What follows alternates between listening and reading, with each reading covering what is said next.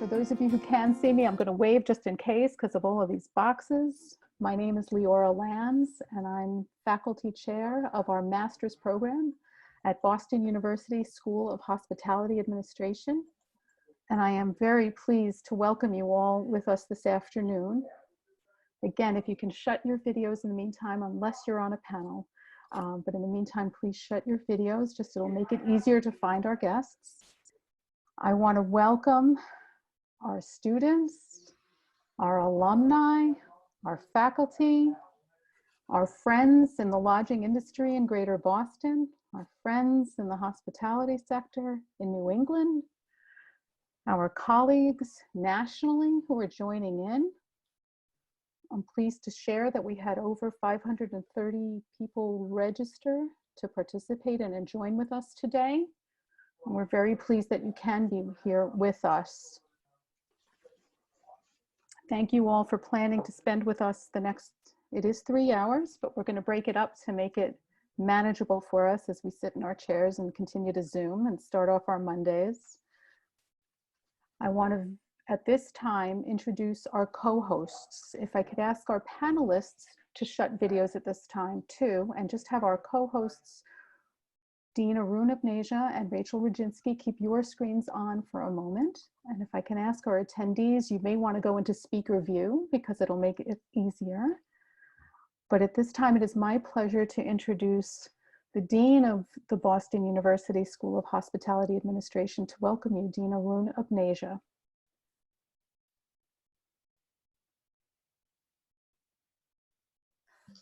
Okay, I'm no longer muted. Thank you, Leora, and good afternoon, everyone. I am also very, very happy to welcome you to the New England Hospitality Investment Conference. This is something that we'd always wanted to do in person, but I truly appreciate Rachel for prodding us to do a virtual conference at this time. She not only suggested we do this, but as soon as we said yes, just to guarantee that we did follow through, she put it all together, invited all the speakers. So Rachel, you're a trooper. Thank you. I also want to thank Leora Lands, our wonderful moderator, faculty member extraordinaire, and chair of our graduate program, who keeps putting pressure on me and our school to do more. I want to thank Charlie, who's created the backbone infrastructure for today, and Stephanie, our marketing manager, for the website and all the communication. I also want to thank all the panelists, moderators, and particularly all of you for logging in during these uncertain times, likes of which none of us have ever seen before. We were humming along just fine, actually fantastic, but just seemed to have fallen off a cliff. So I have three simple points to make today. First, human beings are inherently social. Yes, I agree that this crisis is going to change how we do business in the future.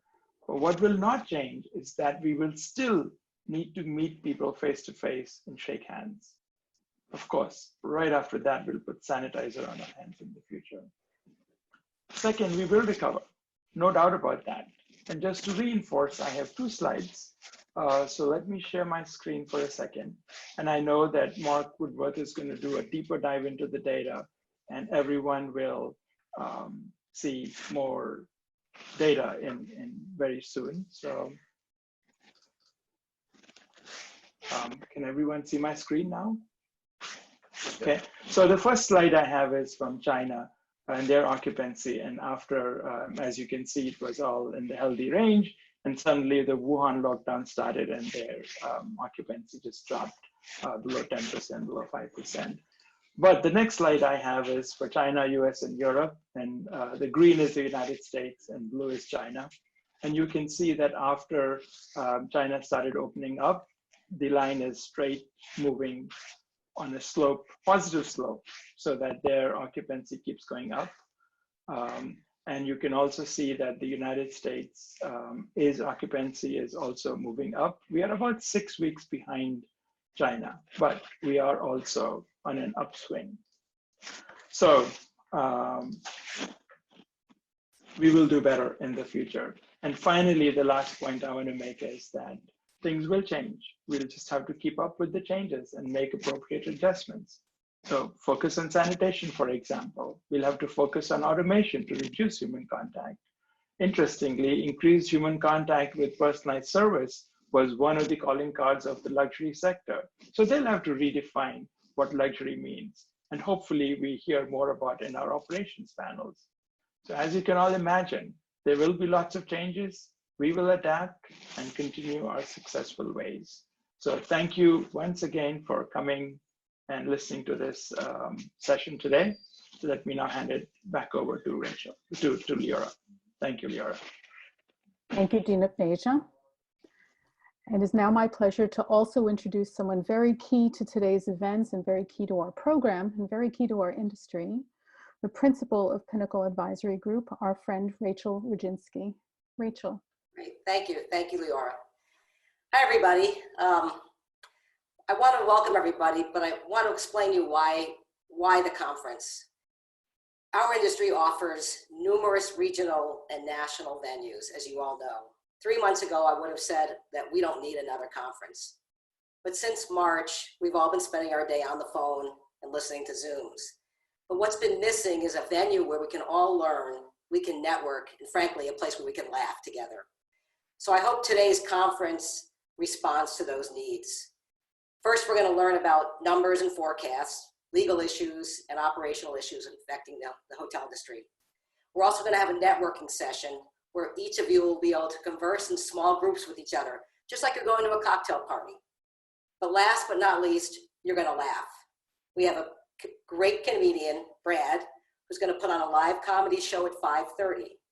So I'm going to encourage all of you to grab a really expensive cocktail at 5:30 because drinks are on me tonight. And I hope you can end the day with a smile on your face. I also want to mention that there's a great way to donate to people in the hotel industry. And the Mass Lodging Association is accepting donations today under a site. It's called the Mass MLA COVID-19 Need Fund. And if you go to the Massachusetts Lodging website and scroll down, you'll see a link.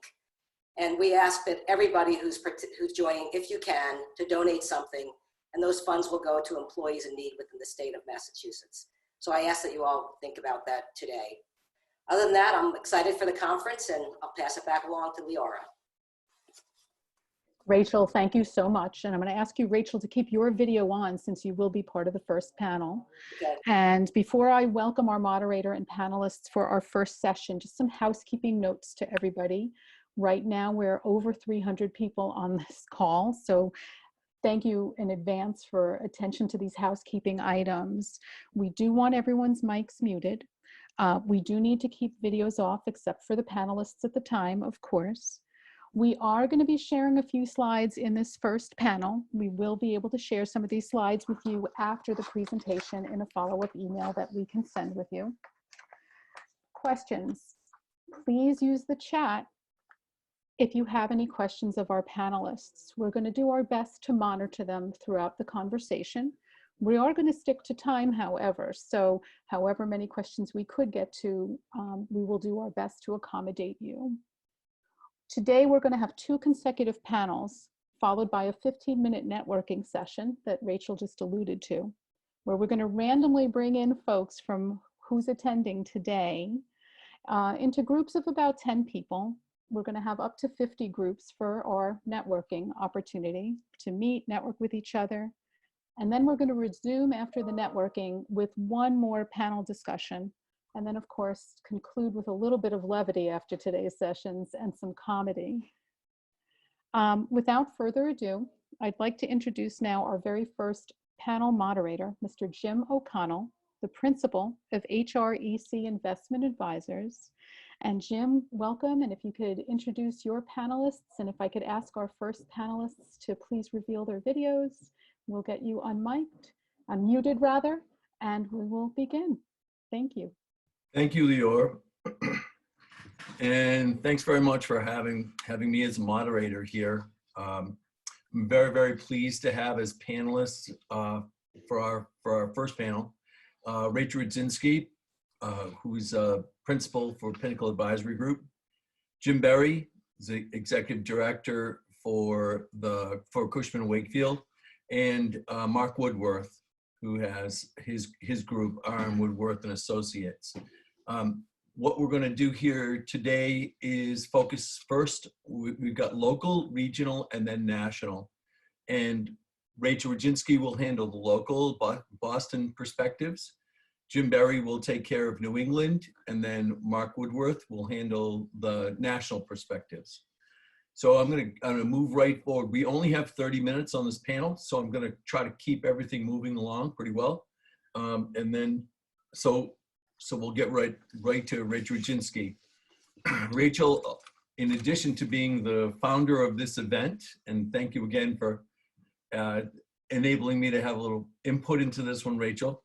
I sincerely appreciate it. Rachel is the founder and principal of Pinnacle Advisory Group. She's based in the firm's Boston office. She has more than 35 years of experience in hospitality consulting.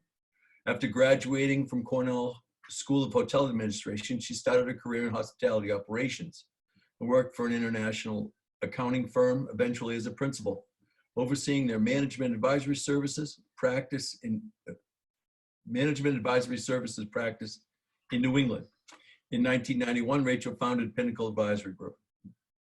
She and her firm provide hospitality operational, investment counseling, asset management, and advisory services to corporate, institutional, and individual clients on all facets of hospitality real estate. Additionally, Rachel has participated in numerous litigation assignments, providing extensive experience for litigation support and expert testimony. So thank you, Rachel. I'm going to turn it over to you, Rachel, to give us your perspective on the Boston hospitality market. Great, thanks, Jim.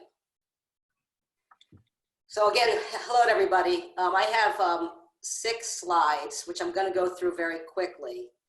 There are lots of numbers, all in the Boston lodging market, but I think they'll be interesting as a kickoff to this conference. So if I can ask the first slide to show up on the screen, that would be great.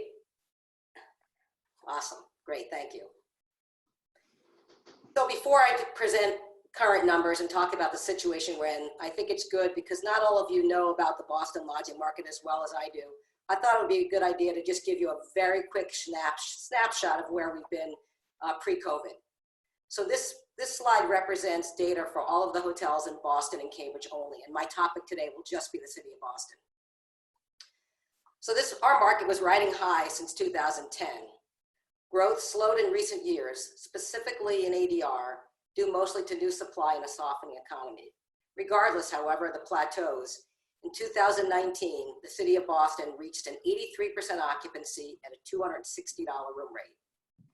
Pre-COVID, we were projecting that Boston would end up this year at 81% with a small increase in ADR. RevPAR was projected to be down 0.6% in 2020, essentially due to supply outpacing demand. And next year, 2021, we expected to see the same issue with supply increasing over 6%. That was last year's story. This year also started off really strong with RevPAR gains of 7.8% and 3.5% in January and February. But we started seeing the declines in March of this year. Next slide, please.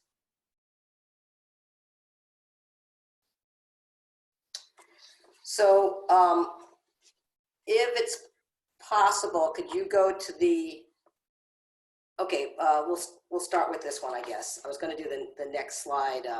Let's go back, sorry. Okay, so this slide represents the March data. And what we're doing is comparing the city of Boston to the MSA to the top 26 markets. The data for Boston was not available for April, so I wanted to show you what happened in March. So what you can see here is the city saw some pretty significant demand declines, although ADR was still only declining about 15%. So when we first got hurt with the COVID-19, it was impacting the demand side of the equation. But it was much more significant in Boston than it was in all the other macro markets you see above. The Boston MSA saw declines of 53% and an ADR decline of 15%. The Boston MSA RevPAR declined 61% and was ranked the 7th most impacted market of the top 25 markets in March. Next slide, please. Now we're going to drill down further and look at week by week since March 1st through May 2nd. And here, as you can see, the really significant declines that started in late March and continued through April. And I'm sure you're all familiar with these kinds of slides. Outside of increases on March 6th and March 7th, driven by some events at the Heinz Convention Center, every day since has seen declines in both occupancy and rate. Daily occupancy declines were about 80% compared to the same time last year since March 17th. ADR declines have varied slightly, with the last month ADR declines ranging from 40 to 60%. The most significant declines were on weekdays when hotels were typically accommodating higher rated corporate travelers, hence the cyclical bumps.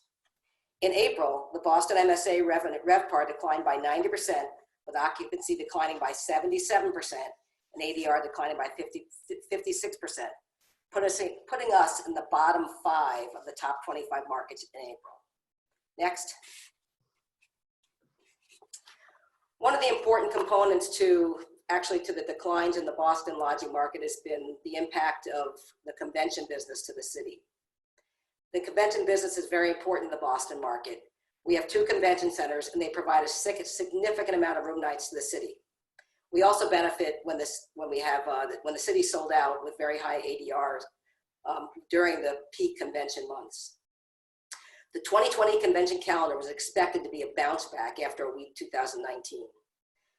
Governor Baker, however, prohibited large gatherings in mid-March with forced conventions at the BCEC and the Heinz to cancel or reschedule. In fact, the BCEC was converted to a field hospital for patients and for the homeless on April 10th.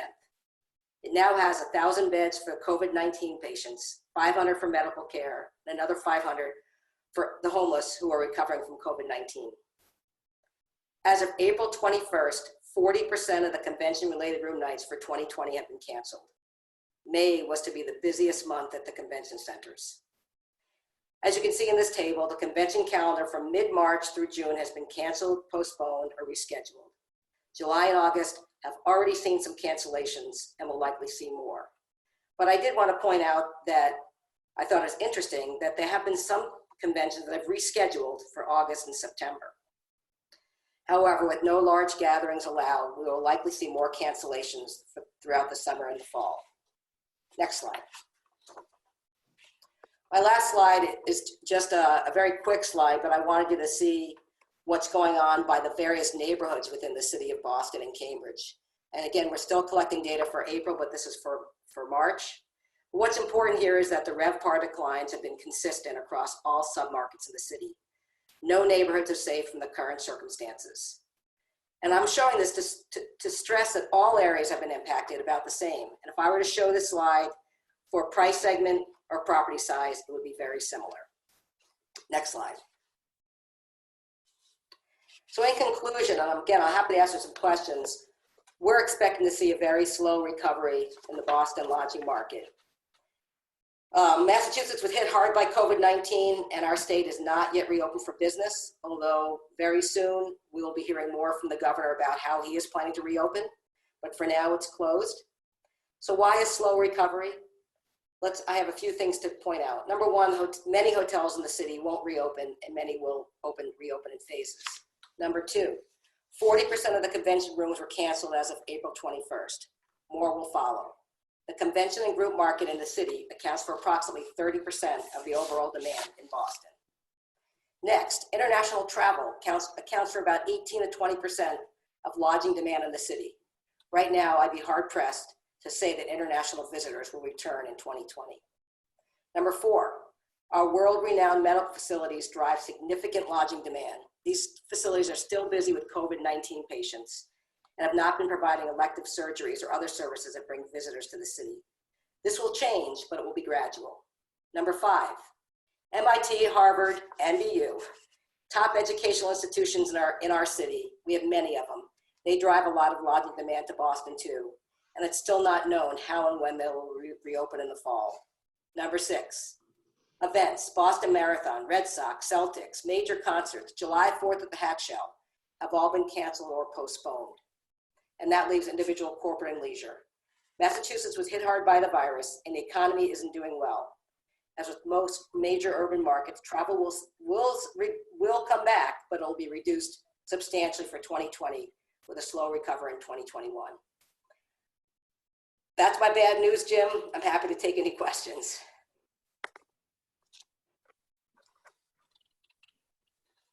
Okay, that's good. Now I'm unmuted.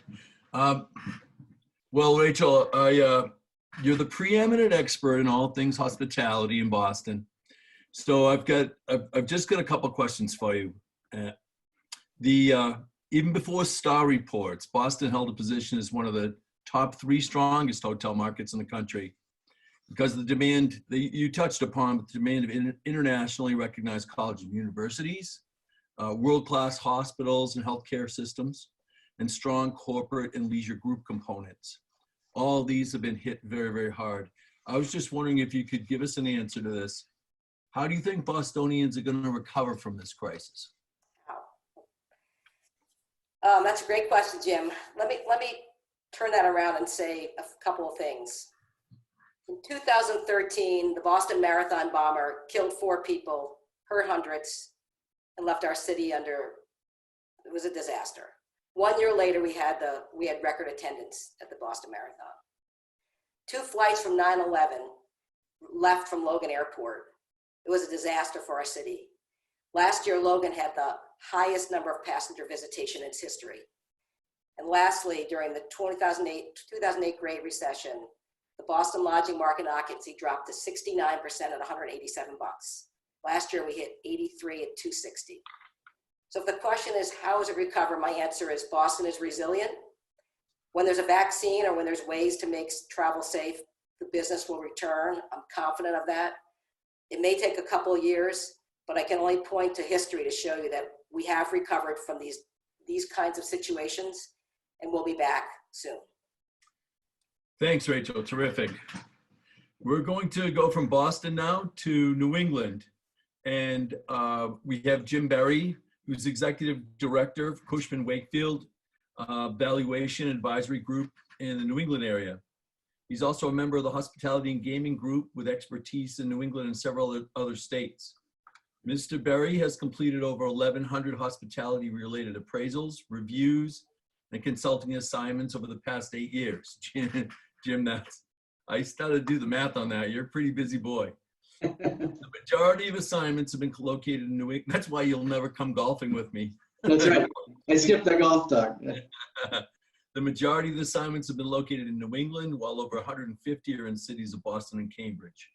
Property types he's appraised have ranged from luxury resorts to economy franchise hotels and independently operated inns. So Jim, thanks very much for being on this panel today.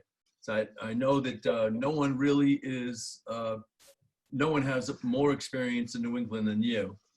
And to say that, I know you've been polishing your crystal ball with Clorox wipes.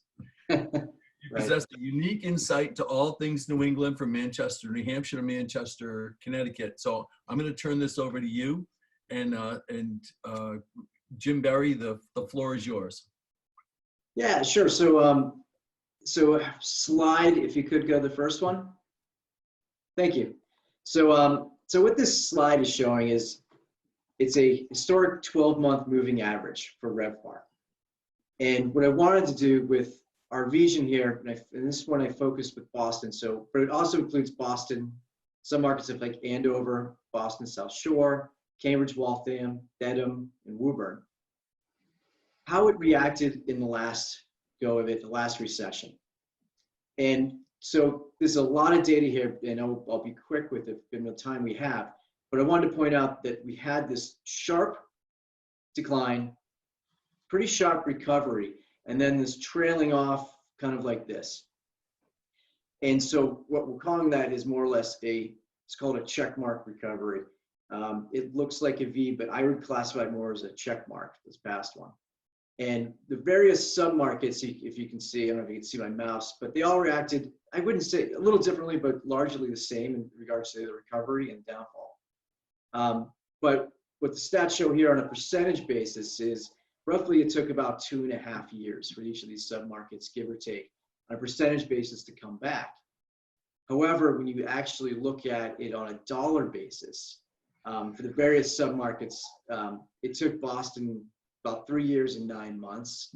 And that includes the Boston downtown market and the airport. Andover, Danvers, 2 years and 11 months. Boston South Shore was 3 years. Cambridge, Waltham, 3 years and 8 months. Dedham, Marlborough, 3 years, 7 months. And lastly, Woodward, Tewksbury, 3 years and 2 months. So there's some gaps there. The one that performed the best in recovery was Andover, Danvers, but that also has the market that has our lowest actual RevPAR. So it didn't have that far to go down or that far to go up, so the recovery is a little quicker statistically.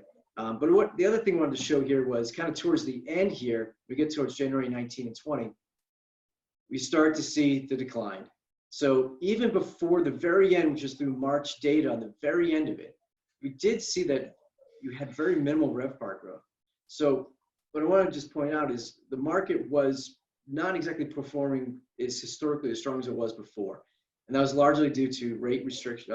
We didn't have much rate growth anymore, and new supply was delivering, and it was quite a bit. So that was eroding some profits. So going into this, we were on the scale of the market cycle we just had. I think we were at a scale of 1 to 10. We were about, I'd say, an 8, whereas year-end 17, I think was a 10. So again, not bad, but there were some blips in the screen. And then I only have through March data here, but I can tell you by the time the year is done, this decline is going to be much sharper than back in the last recession. In fact, you might as well just double that.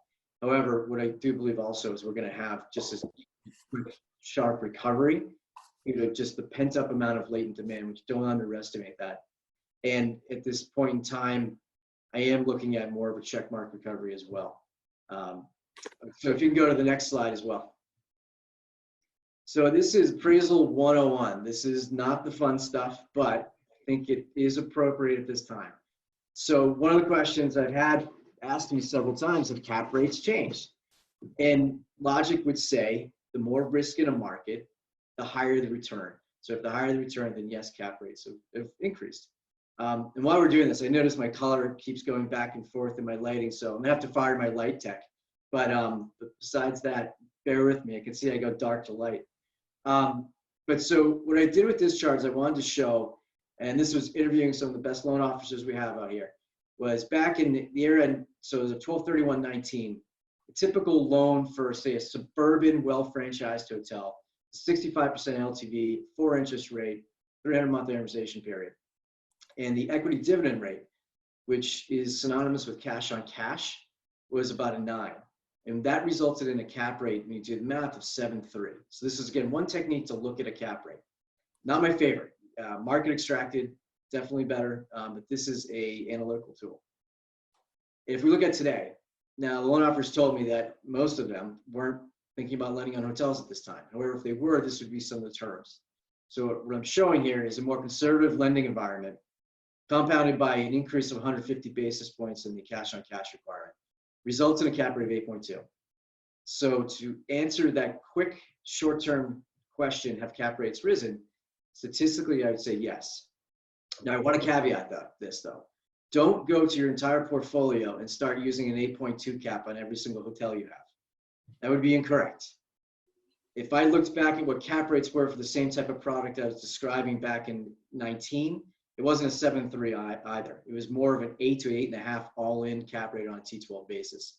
So be careful with this technique. It's come up a few times in how to potentially do an appraisal, how to calculate a cap rate. I don't believe for an hotel it's an accurate means of determining a cap rate. However, it does show some evidence, at least on these terms, that cap rates have risen over the short term.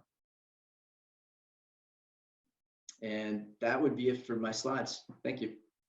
So Jim, just staying with that slide. So even with the drop in interest rates shortly after the crisis, we had a drop in interest rates. Do you think we're going to get any type of a benefit from that Fed rate drop, or are these more in line with what we can expect for a hospitality product? Yeah. So what you're saying with what the federal government's done with the stimulus packages, as well as interest rates, like the federal funds rate being almost nothing at this point. No, the spread in interest rates of what lenders are going to want for their risk is going to be higher. I would say for a recession of 4.5 today is just incredibly low. I would have expected higher, but it's still at 4.5. I would expect over the next 12 months that to potentially creep up a little bit. Loan to value, the 60 I have there too. For larger size stuff, I'm starting to hear more 55, 50. So that would put more pressure on the cap rate as well.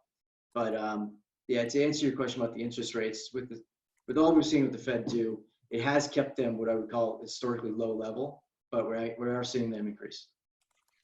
All right, good.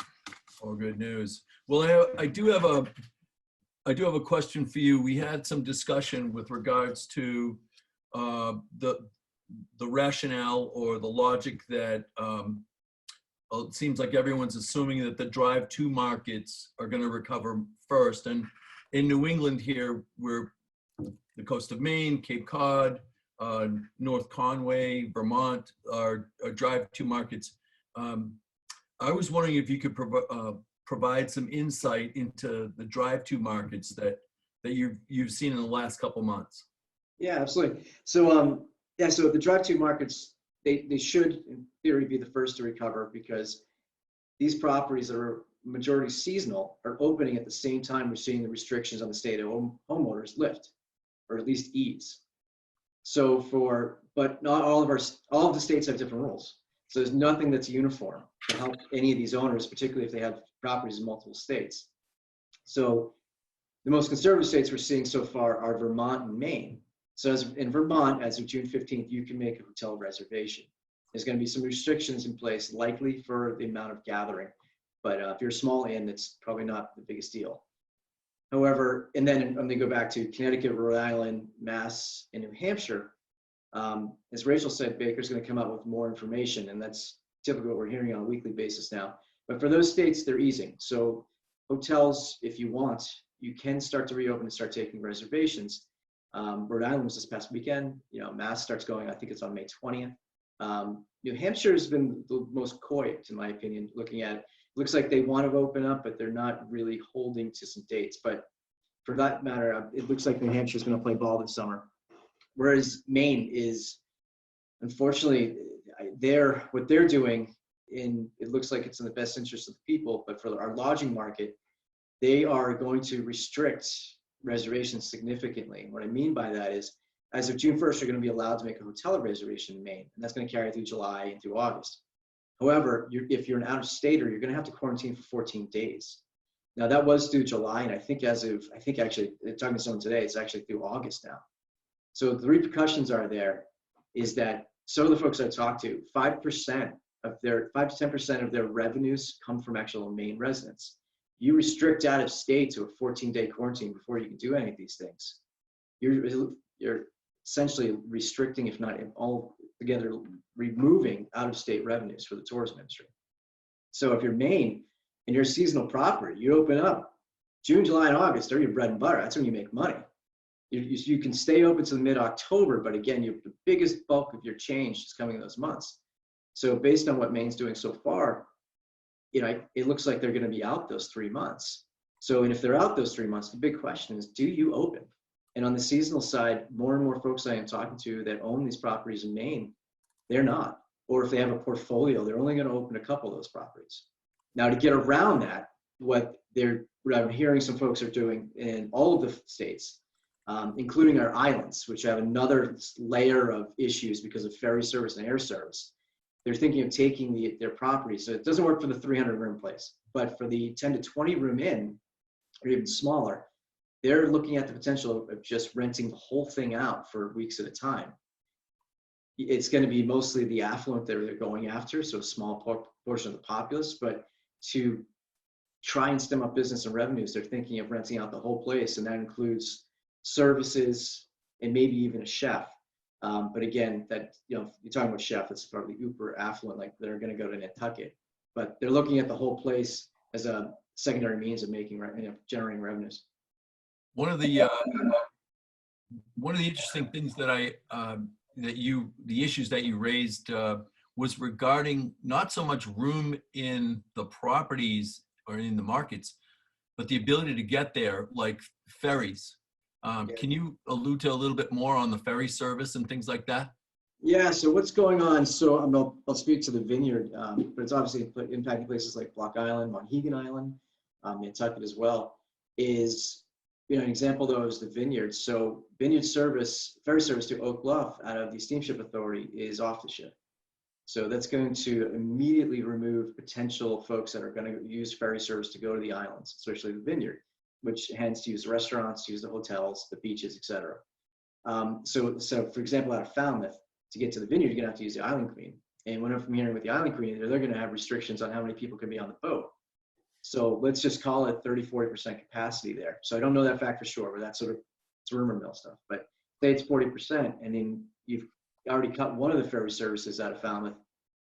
We're not talking about many people being able to go on the island. Now they're going to be able to go to Hyannis, but I assume those boats are also going to have restrictions on capacity, and they're going to have to bring services and food, cars, and everything else. So major disruptions, it looks like, for the ferry services to the islands.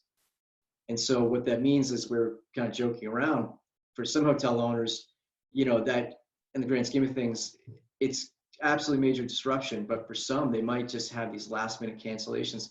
The folks trying to get off island back to home. Usually folks are waiting for that 8 o'clock ferry or the last ferry to come home. Well, now we might be, because of restrictions, you might have these huge lines to get back. So that's not going to make everybody's life warm and fuzzy either. So yeah, the islands, they've got their own set of issues this year. Thanks, Jim. I appreciate it. Thank you. I'm going to move on to one of our country's national preeminent experts in all things hospitality. That's Mark Woodworth of RM Woodworth Associates, based in Atlanta.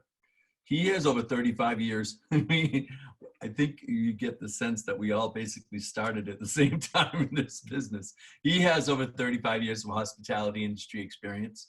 And among his other clients, Mark works closely with principals and senior management of Calibri Labs in furthering strategic research and other services offered to the real estate and investment sectors of the lodging industry. He is previously the senior managing director for CBRE Hotels, MRICS Research, formerly PKF Hospitality Research. And before being acquired by CBRE, Mr. Woodworth was a partner and industry chairman of the hospitality industry consulting practice for Coopers & Lybrand. The firm specializes in the research, advisory, and litigation restructuring support services targeting the hospitality industry. So Mark, thank you very much for coming today. I really, really appreciate it. Or not coming, but appearing before us today. Sincerely. There we go. Mark, thousands of people across the country form their hotel investment strategies based upon what you tell them. But making a projection after this COVID disaster is looking through an ash cloud over Mount St. Helens. Like looking through an ash cloud over Mount St. Helens. So let's try this. I was wondering, Mark, have these last 75 days been impactful enough to cause a seismic shift in our travel trends? For instance, before COVID-19, millennials wanted urban. They didn't care about 160 square foot rooms because they wanted to be in a lobby that had a 12-person communal table and beanbag chairs. Citizen M, Moxie, Yotel, and True on the budget side were developed. And now, on a 6-hour flight from LA to Boston, you have to wear a mask. So Mark, what are some of the travel trends that you see and how are they changing? Well, thank you, Jim. And to remind you, Jim, you actually taught me everything I know. So why don't you go ahead and answer that question for yourself? There we go. Well, one of the things Jim did tell me and teach me a long, long time ago is knowing when you know what it is you don't know. And it's been a while since I kind of had to put that thought to work or that philosophy to work, but I think clearly we are in record-setting territory. Unfortunately, it's in the negative side of things. And there's just so much that we don't know. So as I think about where we are and where we might be headed, I do think it's good to kind of default to some tried and true things we know about our industry. And first and foremost, I do think about the economy. And we do know that no matter where we are in the lodging cycle, that there's a very, very close correlation between changes in the economy, changes in real personal income, changes in employment, and changes in the demand for hotel rooms. Depending upon what you are, who you are, where you are, that relationship can vary as we move through the lodging cycle. And my friends at CBRE have graciously let me borrow a few of their current slides on the industry. And in fact, why don't we flip to that one, the next slide, if we could. Okay, and here CBRE had compiled the economic forecast prepared by a number of the leading forecasters that are out there as it relates to both GDP change this year and next, as well as the overall unemployment rate. And these are really the top firms in this business. You can see that there's a lot of variation. You look and see what Wells is expecting as compared to Oxford Economics. But the bulk, and I would also point to the consensus view from the Wall Street Journal. You can see that basically what's going to happen this year and then the rebound expected for next year. And importantly, still very high elevated levels of unemployment next year, but we're going to see some decent employment bounce back in the second half of this year and throughout 2021.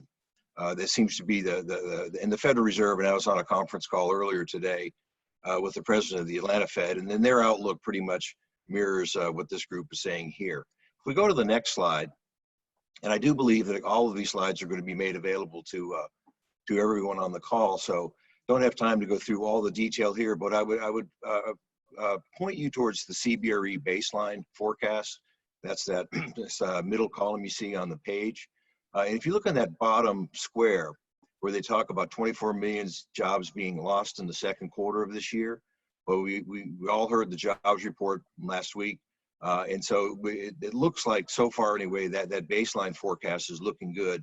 But again, there's an awful lot of things that could change and likely will change. Some negative, some hopefully on the positive side of things.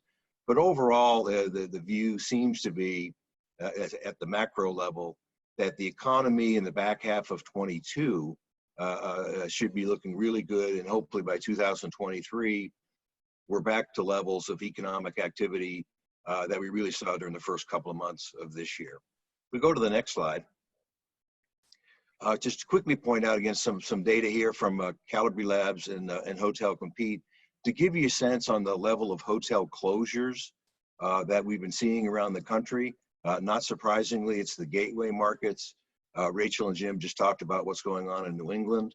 A lot of that has to do with the fact that not only are there just disproportionately larger number of the big box hotels located in those markets, but they historically have become very dependent on inbound international travel to fill the hotel rooms. So not surprising to see a higher level of closure activity in those types of market areas. If we go to the next slide,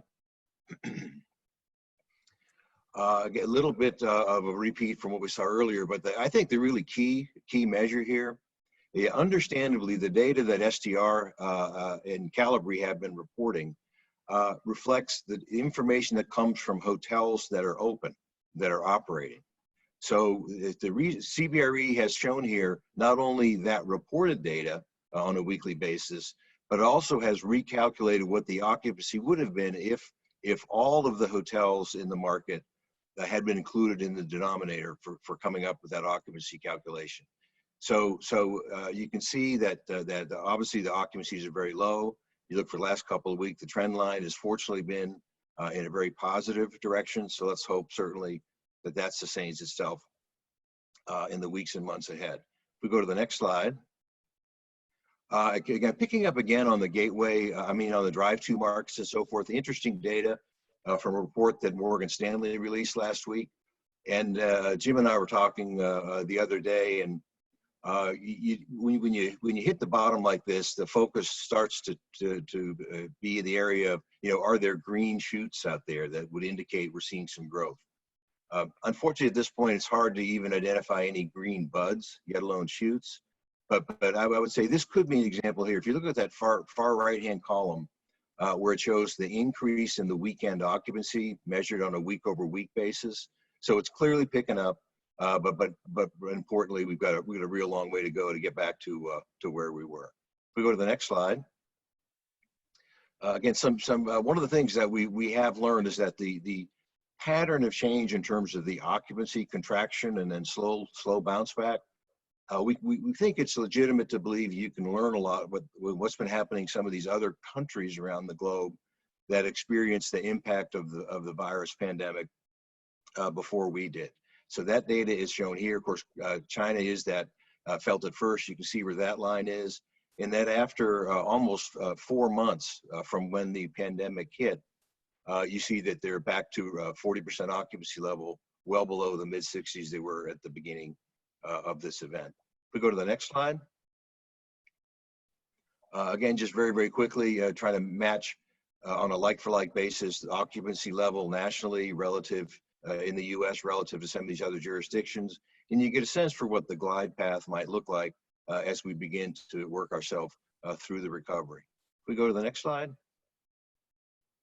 And I think it's pretty, hopefully this is my last one, but this is, again, where CBRE has taken STR data, and not surprisingly at all, I mean, this has affected different property types in different ways. Rule of thumb, the higher your price, the lower the occupancy level that you're running at right now. And that will likely sustain itself for at least the next 2, maybe 3 quarters, if not a little bit more. So Jim, I think we might be running a little bit long. I'm going to stop there, and if there's questions for our group, it'd be great. Try to answer them. Thank you. That's exactly how I'll roll. Thanks, Mark. You know, pulling from your slides, just the last couple of slides, I guess, over the last 60 days, it's been, you know, like watching things jump off cliffs, but it's really nice to see things are starting to trend up. I appreciate the positivity you brought here today, Mark. I really do. Others have been asking questions while we've been doing this panel, and I'd like to turn it over to Leora Lands, who's commanding the chat room, and she'll ask some questions that our audience has asked of you.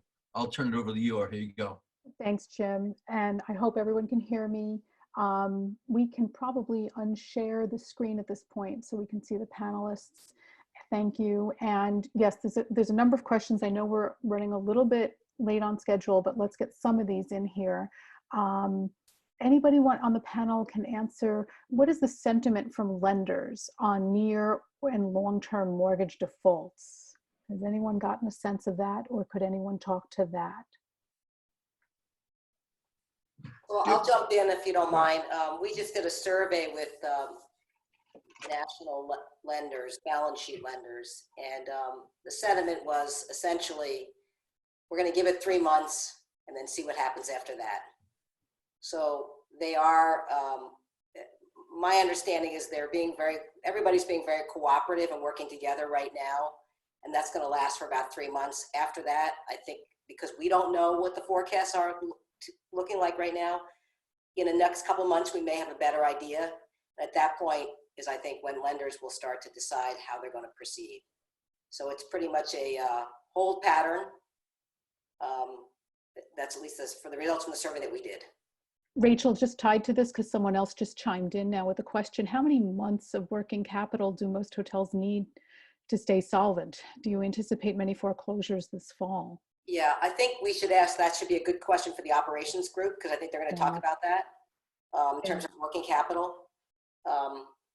But if the mortgage payments and payments are being deferred right now for 3 months, maybe 4 or 5 months, they have to be paid at some point in the future. So if we all assume that next year is going to be, there's discussion, is it going to be a quick recovery, slow? It's still going to be a slow recovery. And so you still have those back payments to deal with. So it's going to be an issue for the hotel industry for I think for a couple of years, in my opinion. Anybody else want to chime in? Yeah, I was going to say, if there's some immediate term problems in the CMBS side of things, Right. Where borrowers dealing with special servicers and some of the rules, most of which are understood, some of which are not well understood, but that are going to force certain changes in the relationship between the borrower and the master servicer, ultimately special servicers. And I would view that as a real critical issue that has to be resolved quickly, or there's going to be a lot of really hurting borrowers, even more than what the lack of demand has led to today. So that's a real front burner issue as I see it. Thanks, Mark. I was going to say one thing I'm seeing that I find interesting is that to make up the deficit of these mortgage payments, we're starting to see lenders allow operators to tap into their FF&E reserves, which is good because they can get some things paid, especially after the forbearance period. But long term, that could be an issue because of when properties like hotels require renovations often, there might not be that fund in the bank to lean on. It might have to come from scratch. So I look, forward 2-3 years from now when these renovations are going to be mandated again by the franchisors. If the FF&E deposits have been depleted, what happens now? And that probably is going to result in a lot more sales activity down the road. There's another question here, Jim. Thank you for that. There's a question actually to have a little bit more clarity on the V return that you're predicting versus Rachel's thinking about a 2 to 3 year range. If you could each sort of chime in a little bit, just so we could get a sense of where you're both coming in on those thoughts. Yeah, so let me correct first the V thing. I will say very, very early on in this process, the V curve was a very popular way of thinking. However, that's extended to what I'm referring to as a check mark, or you could call it the Nike swoosh. Like we obviously know a very steep decline, and then with ample latent demand, we're going to have a sharp increase. So on a percentage basis, we could see those level out in 2 years. But if you actually do the math, it's going to take longer. And so this, again, check mark to get NOI back to where it was, say, in 2019. So I'm not predicting a V curve, more of a check mark curve. Fair enough. Rachel, did you want to add anything to that? Or? No, I was referring to Boston, and as I think you heard before, there's different attributes to Boston, a lot of big box hotels, convention business. It's going to impact Boston differently than the New England market and the national market. So my slow recovery was really specific to Boston. But what Jim just said is correct. I mean, the recovery is, how do you define it? Is when NOI is back to where it was, when RevPAR is back to where it was. We're going to see a recovery, but we're not going to see anything near where we were last year until at least 2 or 3 years from now, from a profitability standpoint. Rachel, there was also a request, would we do share slides, if you could also insert a slide that sort of detailed or bullet points the 6 points, because that was something that Sure, absolutely. Yep, no problem. That would be great. Yep. Yes, we will share slides to those who asked, and to the person who asked the question about operators offering more local drive to. I think we're going to hear more about that when we have our operations panel in a few moments. So we'll address that. And then one last question, Dean of NAJA, if you're available to just reveal your video for a moment. There was a little bit of chatter about universities and openings. I don't know, I know that we certainly can't speak on behalf of the other universities, but if you don't mind sharing a little bit from BU, because there are some questions about when will universities be returning. Right, so that's a question that we are all sort of watching very carefully. And as I think everyone knows, summer is completely remote for not only BU, but all the universities, most of the universities, particularly in Massachusetts. Fall is something that everyone is watching very carefully. And at this point, the thinking is that we are trying our best to come online in the fall with in-person instruction. At the same time, for graduate programs, we have already announced that we will be simultaneously in person as well as remote, so that if you are in another country or another part of the country where you are not able to travel for the beginning of the classes, you can join remotely. And then as soon as you're able to come in, then you don't miss a beat. For example, if you're coming from an area where there is still some residual activity, at that point you come in and you have to isolate, or so then you'll be able to attend classes if they are remote. So that's the best guess right now, that we would be open in person with some restrictions, perhaps de-densifying the classrooms and so forth. But we are trying our best to be open in the fall. Thank you, Dean of NAJA. And I think we're gonna put a wrap on this panel. Thank you to all of you who participated, because we do need to get moving along. But Jim, thank you to you and to the panelists. We greatly appreciate the input. There's definitely more questions coming, but I'm sure we'll all be in touch with each other after we chat here today. At this time, I do want to move to our next panel.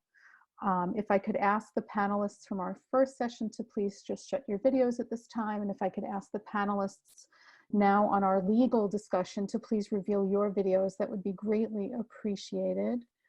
And it is my pleasure at this time to introduce the moderator, who's been a friend of mine for some time now, formerly the hospitality reporter at BizNow, and now the hospitality reporter at Skift, my friend Cameron Sperance, to introduce this panel and this conversation.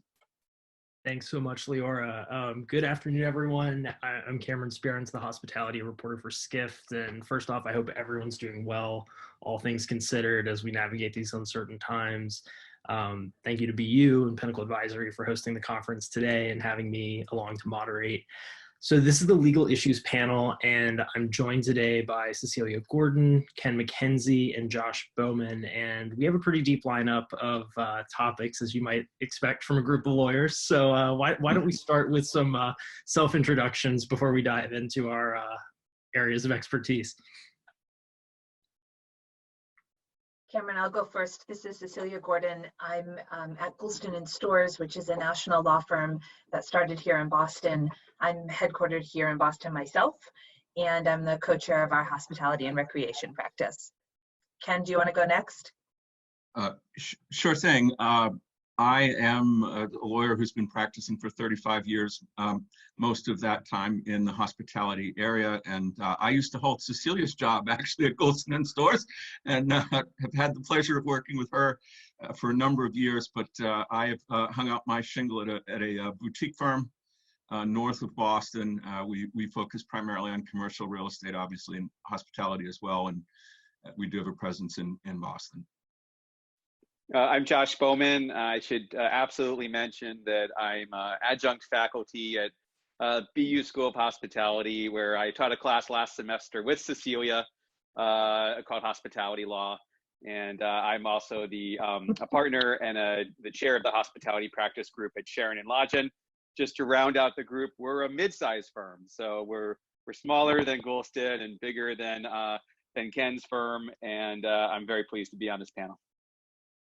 Great. Well, Josh, last to introduce, but how about first to answer? Let's kick things off. I know on top of everyone's mind, especially in the hotel operator space, the Paycheck Protection Program, a couple of other government assistance options are out there. And I'm curious, how are you advising clients with respect to these options and maybe others that aren't as well known? Well, I tell my clients with Triple P that I can't give you legal advice. I can only give you my best guess, and it's only good until 4 o'clock this afternoon. So it's been an incredible ride over the past 7 weeks. I can't imagine that a program of that size has had so many troubles, especially for the lodging industry. I think at this point, when it first rolled out in March 27th, it looked like it was going to be a pretty good thing for the lodging industry. And it's turned out to be very challenging. I've had a number of clients who have given the money back. I have some clients that have taken the money 3, 4, 5 weeks ago and haven't spent a nickel of it because they don't know how to do that in a way where they're going to have forgiveness. And then I have clients that have just said, I need the money. I definitely need the money, absolutely need the money. So I'm going to just do the best I can with it. So, there's been regulations coming out every day. I've been reading them, talking to Ken, talking to Cecilia, talking to my clients, and we're all just kind of, groping along here, trying to do the best we can. Yeah, I think just to throw in a little bit too, and on top of what Josh said, most, if not all, of my clients have already got their PPP money, and the thing they're wrestling with now is one of the things Josh mentioned, is that, do I have to give the money back? And what is sort of as a think piece I've had clients do is just to say, well, why don't you do an internal memorandum addressed to me as your attorney about the process you went through to determine in good faith you were eligible for these funds, and particularly where it might be argued that they had access to other sources of capital, even though the statute itself, the CARES Act, accepts out, as a requirement that you don't have access to other sources of capital. The guidance and FAQs kind of bring it back in through the back door, where somebody has to determine that, accessing that other source of capital under the facts and circumstances would have a substantially or significantly detrimental effect on the business. And as Josh said, I don't know how to give that legal advice, and it's almost as much as anything else a smell test. And I will say, though, that the government is expected to promulgate additional guidance by the 14th. They extended the date by which you had to return the money from the 7th to the 14th. I checked last night and again this morning. I don't know whether Cecilia, you and Josh saw anything new, but I didn't when I last checked. So there you have it. Yeah, no, I didn't see anything new, Ken. And to follow up on Ken's comment, the basic question we're asking our clients to ask themselves is, if you did not have the PPP loan, would you be able to find another way to make payroll?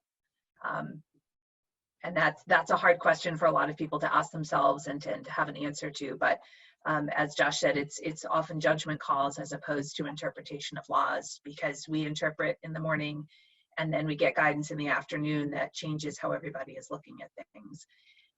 I do know one thing that people have found very frustrating in the hospitality industry is that things have changed so rapidly. So for example, the EIDL, or the Economic Insurance Disaster Loan Program, just at the end of last week, I believe, changed again. So now it's only available to agricultural businesses, where it was originally available to lots of industries, including the hotel industry. And the amount of the initial grant was substantially reduced.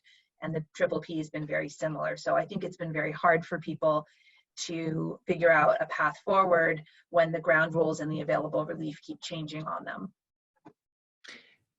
On that note, I mean, are there other sources of liquidity that y'all are advising clients to turn to, either in general alternative sources of liquidity, or something that might be a little bit more stable than something that's clearly still so living and evolving in regulation? I think that's been a real challenge, because people thought the PPP loans were going to be available, and now that's really being questioned. And as I think we may hear later, the lending markets are not really open or available. I think it was Jim Barry who mentioned that the FF&E reserves are largely being opened up to people. And I've been seeing that for over a month and a half now, that the brand franchisors, brand managers, the independent management companies, and the balance sheet lenders have all, by and large, allowed people to tap the FF&E reserves as a source of operating money. Some people also to pay interest, but definitely for operating expenses. And I think people are also looking at other kinds of reserve. If you had a seasonality reserve with your lender, they're generally letting you tap that. Again, that's more for the balance sheet lenders, but that's about the sources of money people are able to look to, at least that I've seen. Ken and Josh may have some different experiences.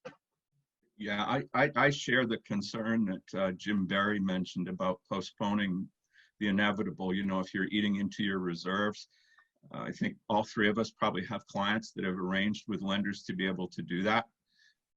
But my fear is that down the road, there's going to be a price to be paid for that.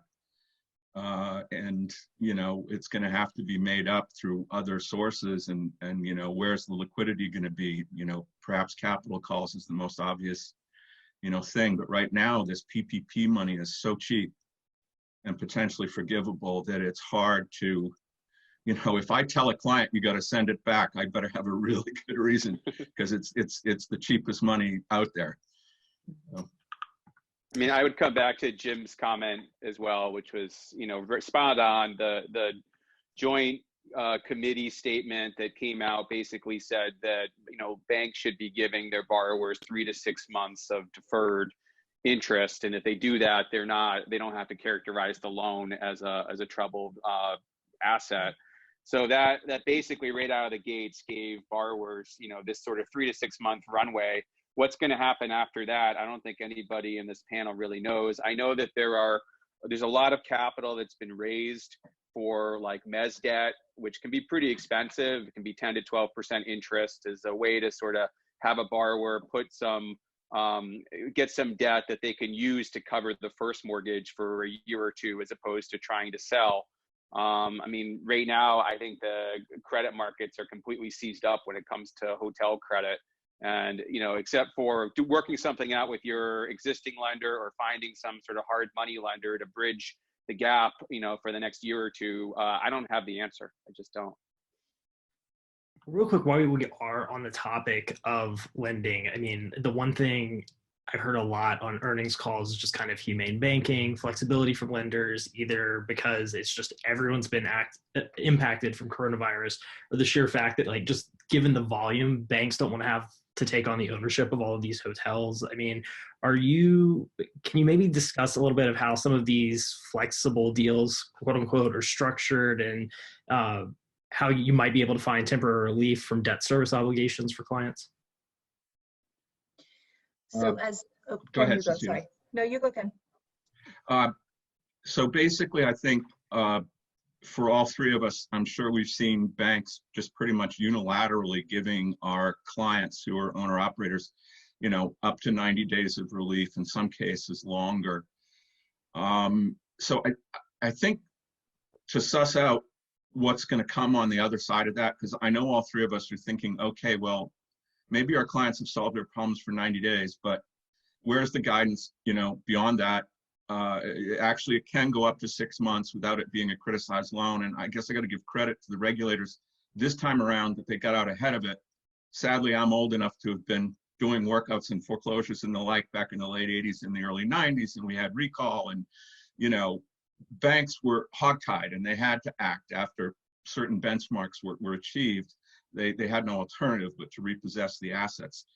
You know, this time around, I think, you know, for me anyway, it's all about understanding who the stakeholders are. And, you know, there can be as many as 5 in any particular loan deal. You've got the owner operator, you've got the brand, you may have an independent manager, and, you know, you might even have the carve-out guarantor. And, you know, all of those people are going to have their agendas and rules, and understanding what those rules are and finding the points of commonality is going to be, you know, the way forward. And over the last couple of years, when clients of mine were saying, well, should I go with the balance sheet lender, or should I go with the CMBS conduit and get, you know, 30 or 40 basis points of better rate, I would always say, don't do CMBS. And I think, you know, a couple of the panelists have already said, you know, there's a lot of uncertainty around how CMBS is behaving, but I will tell the audience that I've got a couple of clients who are already in special servicing, and the reaction we've gotten from the special services is pretty much bleep you, pay me. They're fee driven, they're not relationship driven. They have access to replacement management companies in states where you can get a receiver. They can come in with the receiver. So the key is, if you've got a sponsor, owner operator who's willing to support the asset to some degree, you know, that's going to give you some more flexibility even with the special servicers. But they're overwhelmed by a tsunami of stuff that's gone into special servicing, and I'll shut up in a second. But the last point I wanted to make, there are some consultants out there who are really quite good and quite knowledgeable about how to deal with servicers, what the servicing rules are, what their agreements are with the trustee for the bondholders, which is sort of opaque to a lot of us here probably on this call. But bringing someone like that onto your team might be worthwhile. Can you maybe elaborate? I mean, I know you brought up CMBS, but I mean, are you seeing any differences in flexibility or tone from say, like something smaller, like a regional or local bank? Absolutely. There's no question. The balance sheet lenders are relationship driven.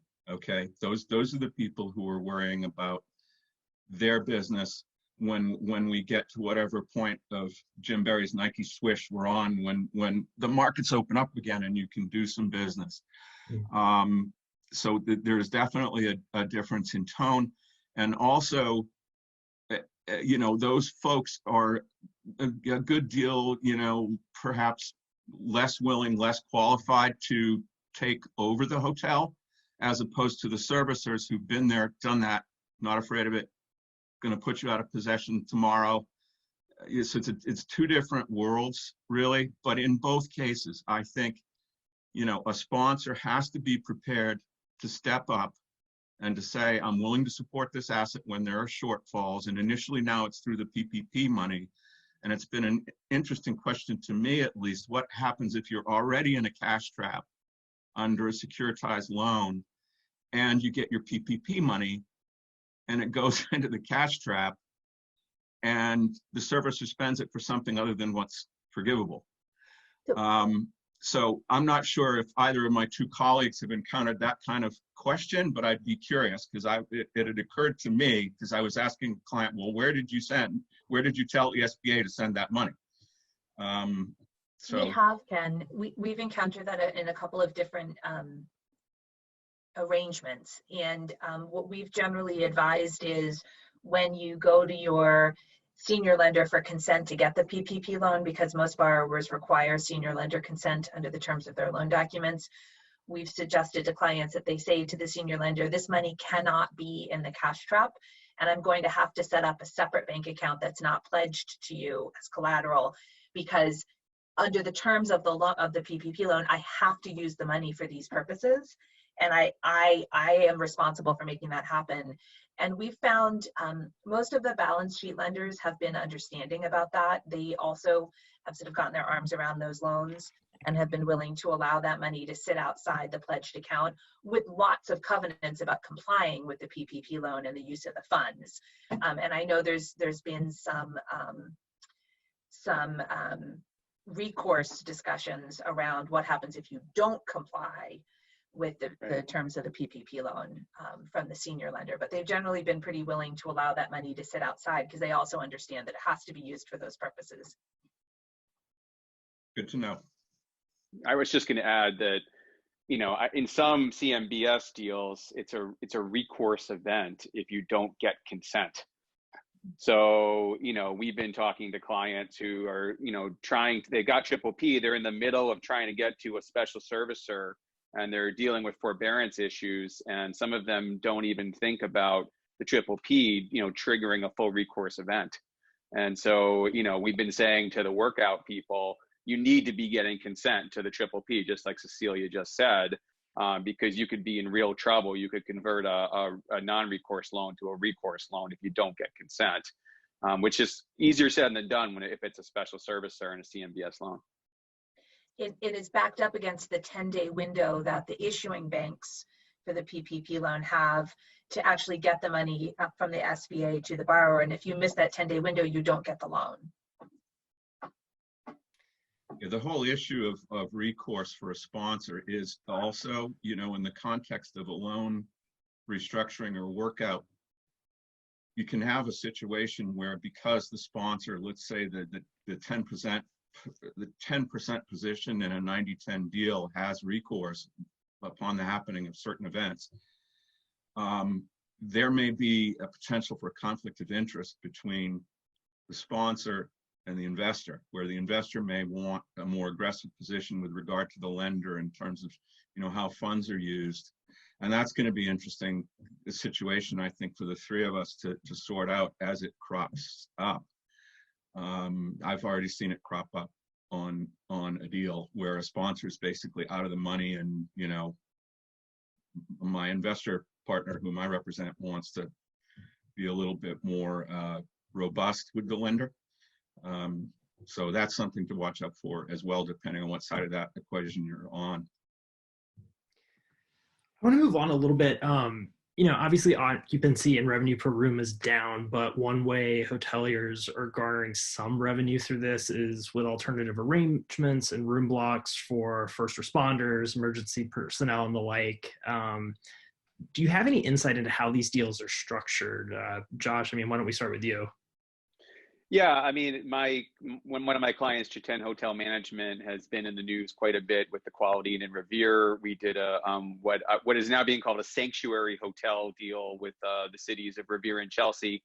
In terms of structure, these are group booking agreements. These are not leases.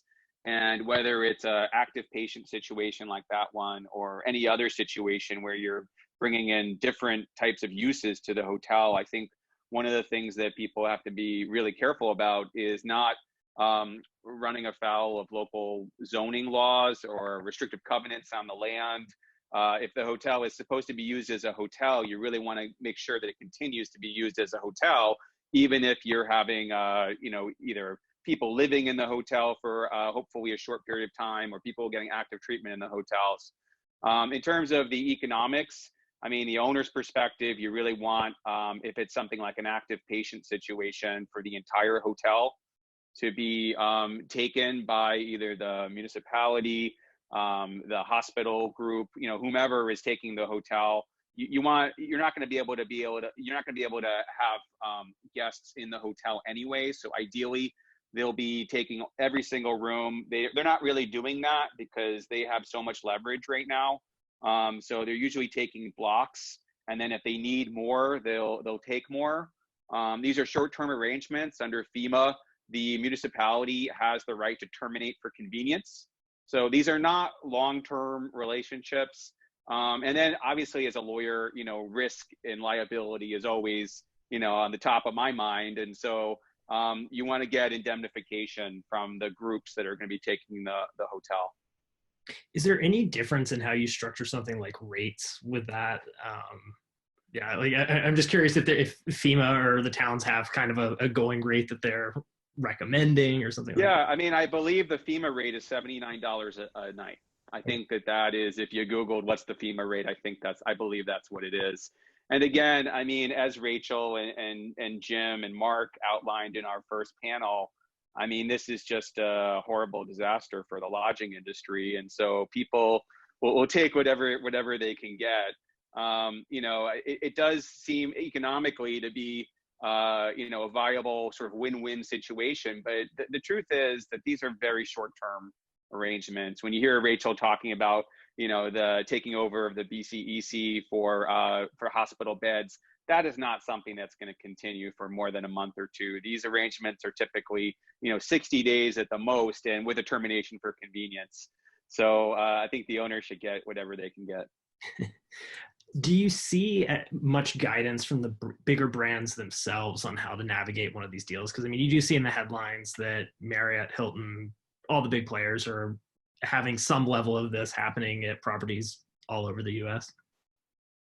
Well, I don't want to hog my time here. So does Cecilia or Ken want to jump in on that? Well, yeah, I think Cecilia can jump in too. But for those in the audience who have branded hotels, whether managed by their brand or franchised by a brand, the brands can be very, very useful sources of guidance and best practices. In fact, they've devoted a lot of attention to that. So you can just go to your franchisee portal and download the latest guidance from the brand. And I think we've probably all seen on LinkedIn, and because we're probably all connected in one way or another, the latest new position in most hotel brands is captain of clean or something along those lines, where you have a specially designated employee.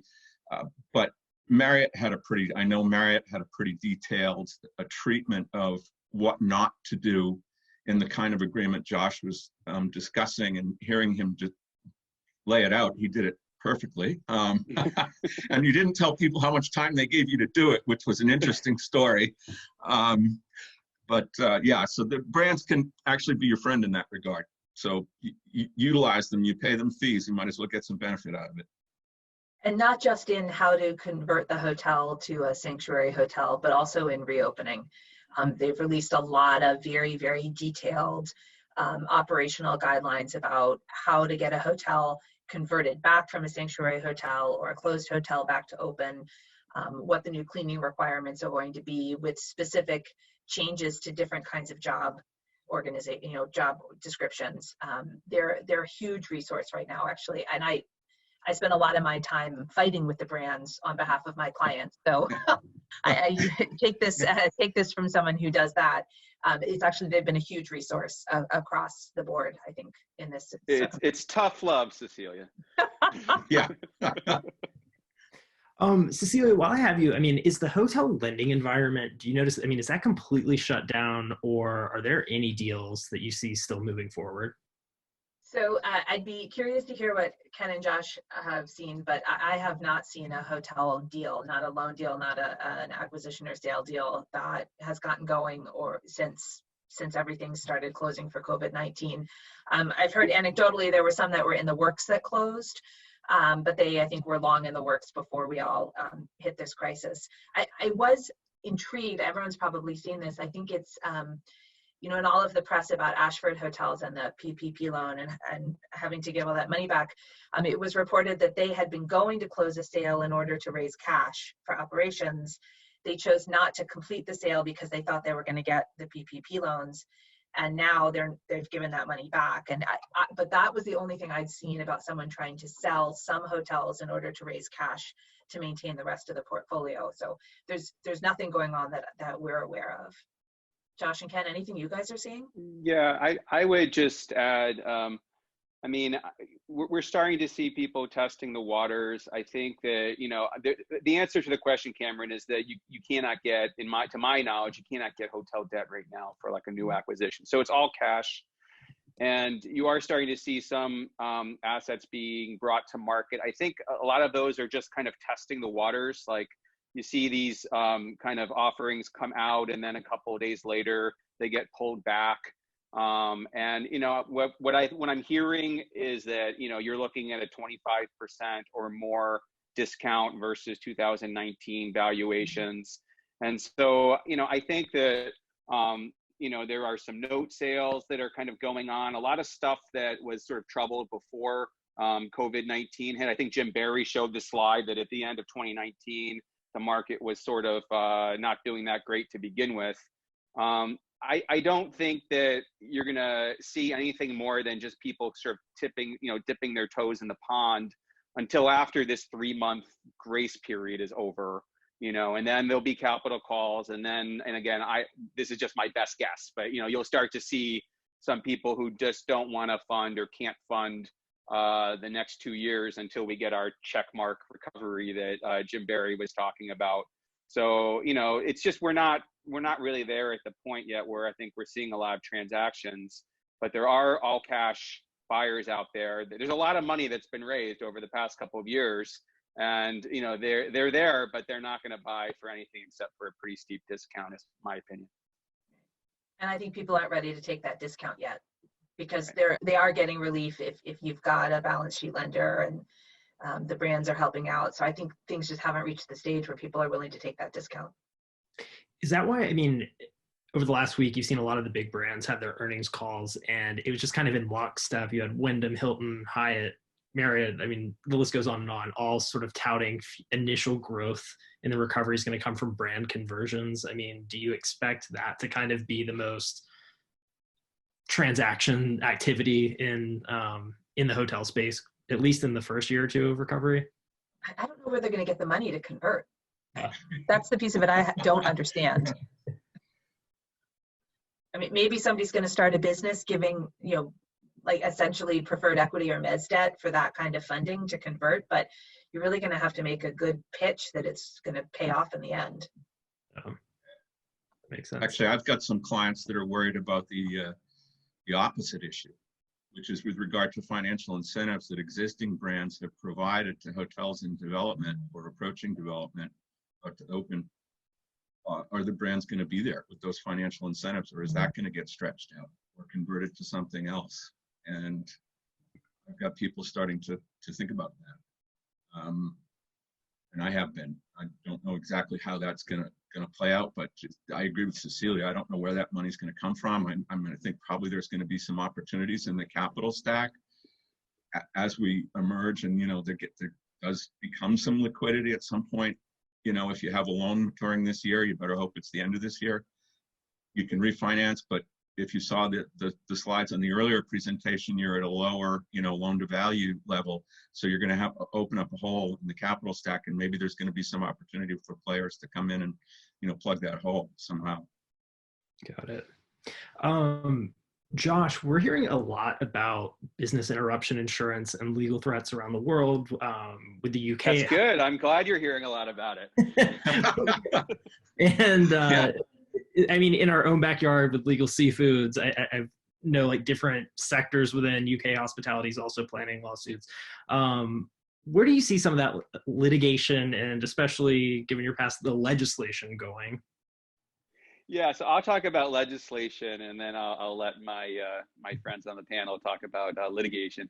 So I'll just give a brief overview of how I've gotten involved in this issue. I had some clients who sent me policies about business interruption insurance, which is distinguished from property damage or employee claims, which are all big insurance issues right now. But business interruption is where, the typical example was there's a fire in the hotel, it's shut for 2 months. The operator doesn't want to lose its best employees, so they buy a type of insurance that will allow them to repair the damage to the property caused by the fire, but will also allow them to pay their employees, pay their expenses, pay their debt service, and just basically make them whole in every way for that 2-month period where they're shut down.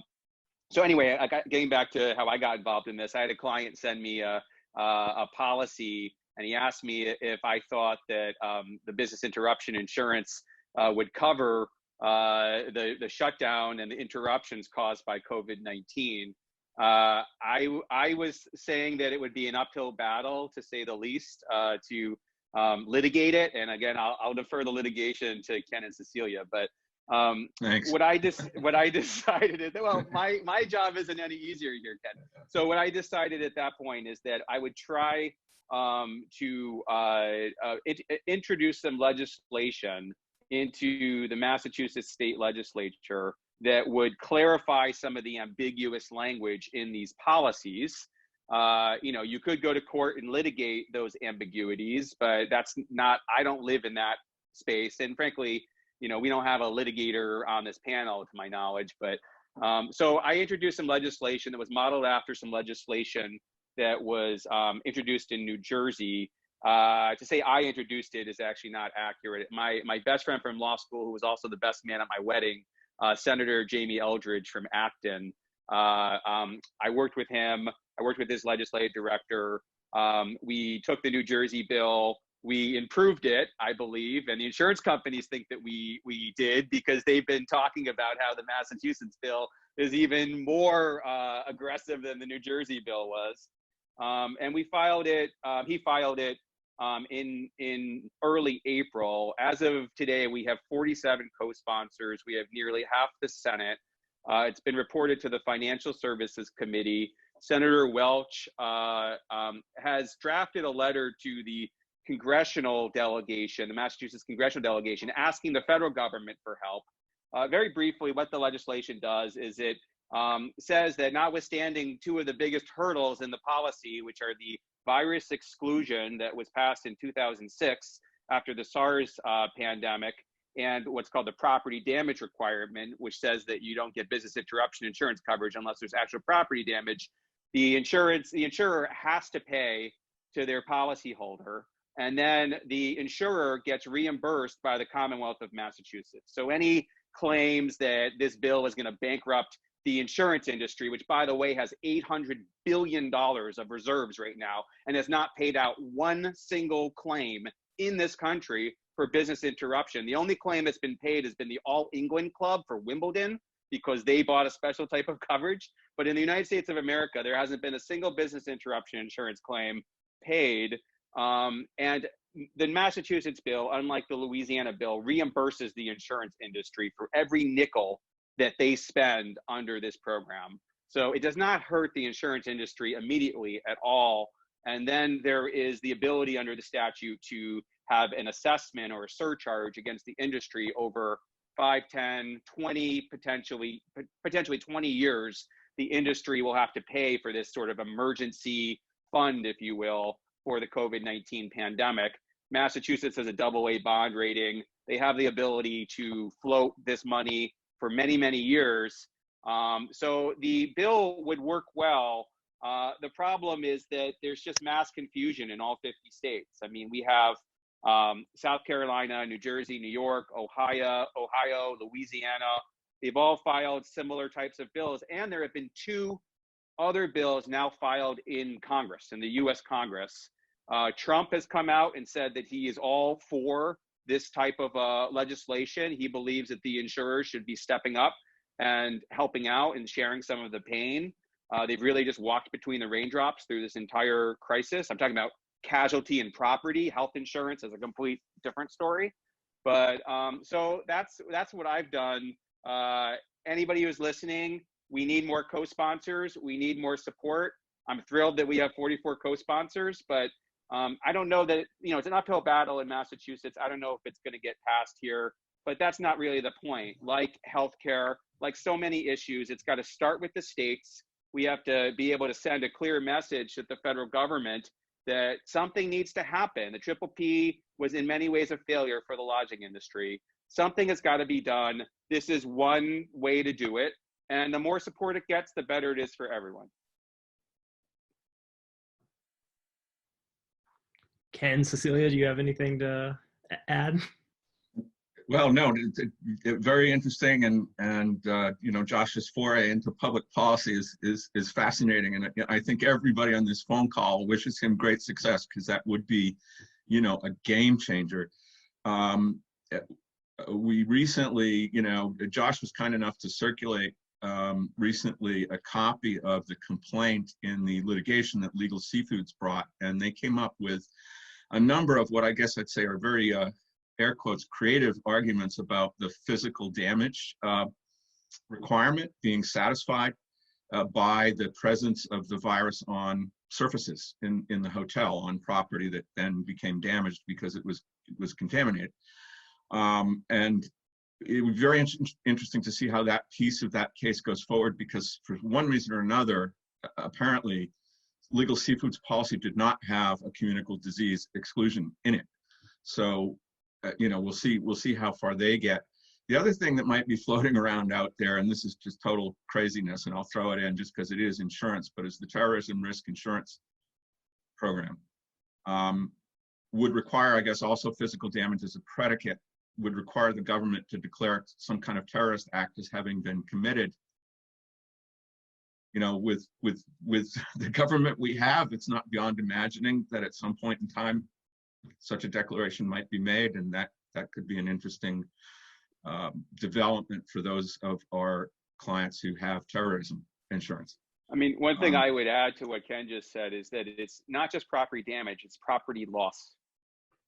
Yep. So the arguments are that the owners of the hotels have lost a property right. They've lost the right to occupy their hotels. They've been ordered to have them shut down. So you don't need physical damage, although I think that, as Ken said, there are ways to overcome the physical damage requirement as well. On the virus exclusion, unfortunately, many of the smaller policy holders have the virus exclusions, and a lot of the big companies were able to get out of the virus exclusion. They paid a higher premium. They were able to get endorsements over it. So I think ultimately it's going to come down to property loss. And I'd also just add, if anybody wants to debate me about whether or not my bill, the Massachusetts bill, is constitutional, I'd be happy to have that debate. Over drinks, Josh. Contract. Okay. For the cocktail hour. Real quick, because I know Leora has a question for us, but I did want to touch upon one final thing while we are on the topic of coverage and litigation. For hotels that either have stayed open through this, or even those that are shut down, I mean, can y'all elaborate? Ken, maybe we start with you. Are they covered against claims brought against them for coronavirus infection that may have happened at the property? Well, that's a fun question, isn't it? I've asked that very question of a couple of my clients. Just go back to your insurance agent and see if you're covered, and I've gotten a variety of responses. Some commercial general liability policies do have a communicable disease exclusion. It's a mixed bag. You know, you probably should at least ask the question. I find it hard to imagine how a plaintiff could actually establish liability and prove that, you know, that plaintiff had been infected at my client's facility. That said, I can also imagine that the type of attorneys who advertise on Jerry Springer are probably, you know, filing their teeth right now and looking for the basis of a, you know, class action against the hospitality industry for COVID, you know, deaths.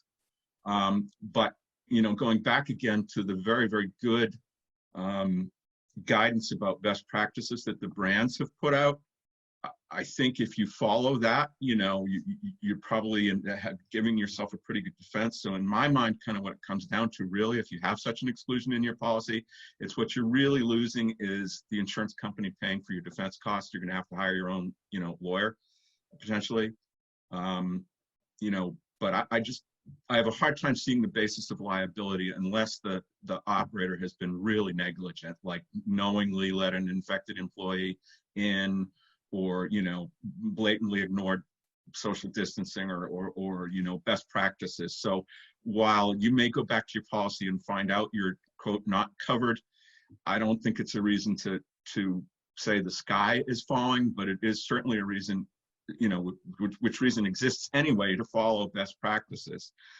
Because after all, I think our industry was founded on safety, right? The inn at the wayside, artifact of high civilization. And we tell the world, you know, come, don't trouble yourself, you'll rest safe beneath our roof this night. And that's our job. So an extension of that is, you know, we need to have people feel like they're going to be at least as safe as they would be at home, if not safer, because of our best practices. And that's how we're going to recover, is get consumer confidence back. Absolutely.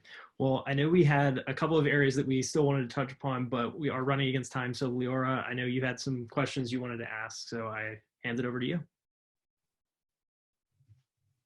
Oh, you're on mute. Sorry, thank you. I should know by now. Thank you. And to our panelists, there's a number of questions in the chat. So I just want to make sure, some of which we've talked to, but we just need a little bit more clarity. One of our attendees is asking, when a lender needs to consent to that PPP loan, does it mean that that it would count as additional debt, and that's what the lender needs to consent to? Can someone clarify that, Josh? Yeah, that's exactly right. Yeah. Okay, good. Yeah, most loan documents will have a stamp, just an all over prohibition on incurring additional indebtedness in the borrowing entity. Often there's an exception, however, for ordinary, you know, trade debt, and sometimes, you know, equipment leases up to a capped amount. I usually try to get that so that the client doesn't keep having to go back to the lender. But yeah, Josh is right. That's a no-no. And if you have financial covenants, the debt might count towards the financial covenant calculation. So you want to watch that as well. You might inadvertently trip a covenant default. Yeah, which, by the way, is maybe one reason why accessing the PPP money instead of hitting your line of credit, if you were in danger of busting that kind of covenant with your greater indebtedness, that might be a reason why you could keep the money. I'll just throw that in there. Because that would be substantially detrimental. Thank you. There's another question about loans actually here. It says here the SBA EIDL loans were supposed to be a major source of help for hospitality, given the long-term low-rate money with a loan cap of $2 million. SBA is now limited that to $150,000. Can they be layered in with Main Street loan programs?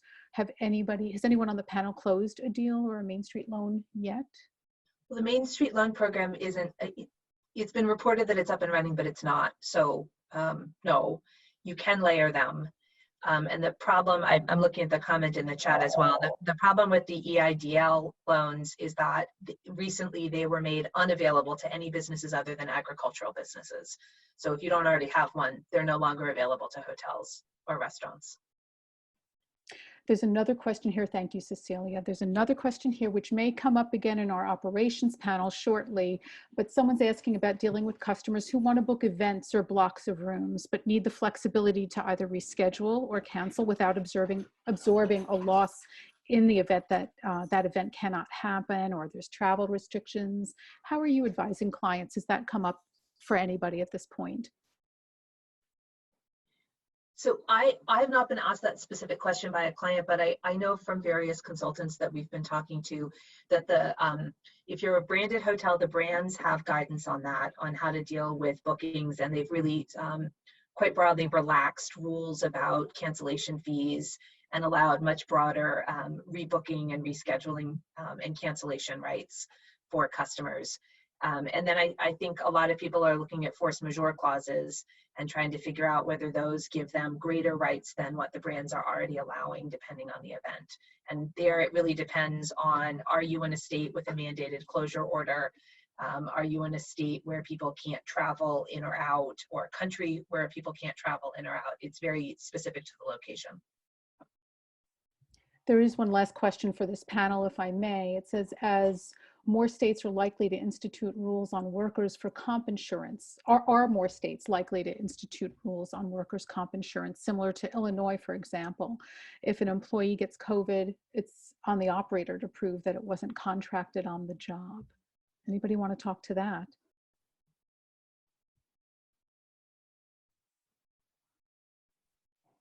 No one wants to talk to them. Yeah, no, I would love to, but you know, it's really like an employment law question, I think. Yeah, or I was workers' gonna comp. say the same thing, and Yeah. and maybe we can make it a rider on Josh's business interruption.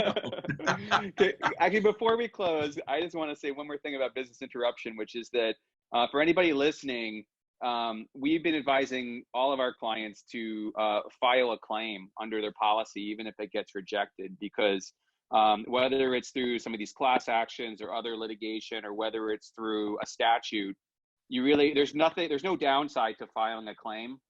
And it's essentially you putting your stake in the ground, so that if something does break with the legislation or with one of these cases, you'll at least have vested and protected some of your rights. So I'm not creating any attorney-client relationship. Do not consider this attorney advice, but it's the same thing I've seen in a lot of client alerts and websites. It's a pretty broad general legal information that if your agent tells you that you're going to get denied, file the claim anyway. That's my parting word. Cameron, we're going to wrap up at this point. Any last thoughts from you, or? No, I think this has been a fantastic panel, and I hope everyone got some good legal insight. Thank you to our panelists very much, because it was a lot of lessons learned so far today. So we really appreciate the time and your attention to this and your participation in this conversation. Cameron, thank you as well. We're going to take 10 minutes now for cocktails, because I think after these two sessions we could use them. So we're going to take 10 minutes of networking. And we encourage everyone to stick with us for this, because afterward is the operations panel, and I am sure we want to hear about operations at hotels. And what we're going to do is Charlie, who's on the back end here, he's big brother watching all of us. Charlie is going to put us into 50 different groups of 6 or 7 people that we could get to meet each other. We're going to limit it to 10 minutes, just so we could get right to our ops panel. But thank you to our panelists on the legal conversation. And at this point, we can all show our video screens, and this way we can meet each other for 10 minutes before we get back to conversation. That would be great. And thank you for powering through with us. And Charlie, go ahead and do your magic.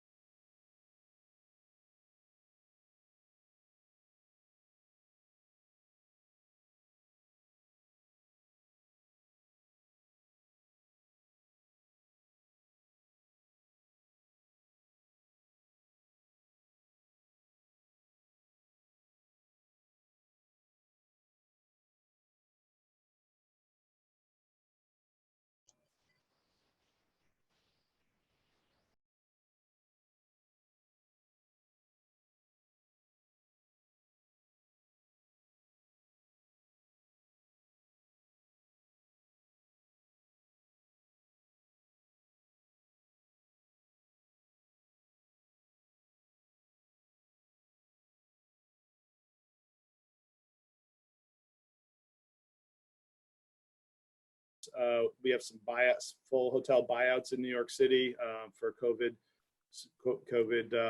either patients, first responders, some of that type of stuff. Park Plaza, it's COVID, first responders, and some airline business. Down in the leisure markets down in Florida, there's some COVID, some leisure that was, I guess, allowed to happen down there. And then, you know, kind of interest similar in the other key markets that we're in. Nothing, there's no group, there you know, no business travel. It's mostly COVID related travel, some crew business, that kind of thing. That sounds pretty typical profile of what a lot of hotels are facing around the nation. Now, Chad and Matt, I want to spend the bulk of our time today talking about what's next for hotel operations, what we can expect down the line. But can you both give us some context? And I'll ask you to start on this one, Chad. Give us some context of what the past month and a half has really looked like for your clients. There was, of course, a big wave of hotels closing and furloughing employees at the beginning. Where does that stand right now with the hotels that you work with? Are there hotels that stayed open in this initial area and now a month or so in are deciding to close? Or are there, you know, properties that are rallying and finding opportunities to stay open that weren't before? Chad, why don't you start us off on this one? Sure, happy to. Yeah, it really all began to come to a head following in fact, it was right before St. Paddy's Day, a near and dear holiday to many of us here in the Boston area, including myself. And it was really that week when the pandemic was really made official that everything began to change, and it changed very, very rapidly.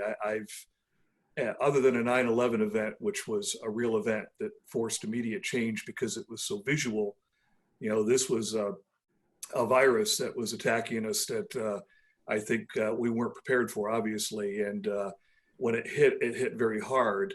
The first wave of it started with larger conferences and conventions. They were the first wave to really throw in their cancellations.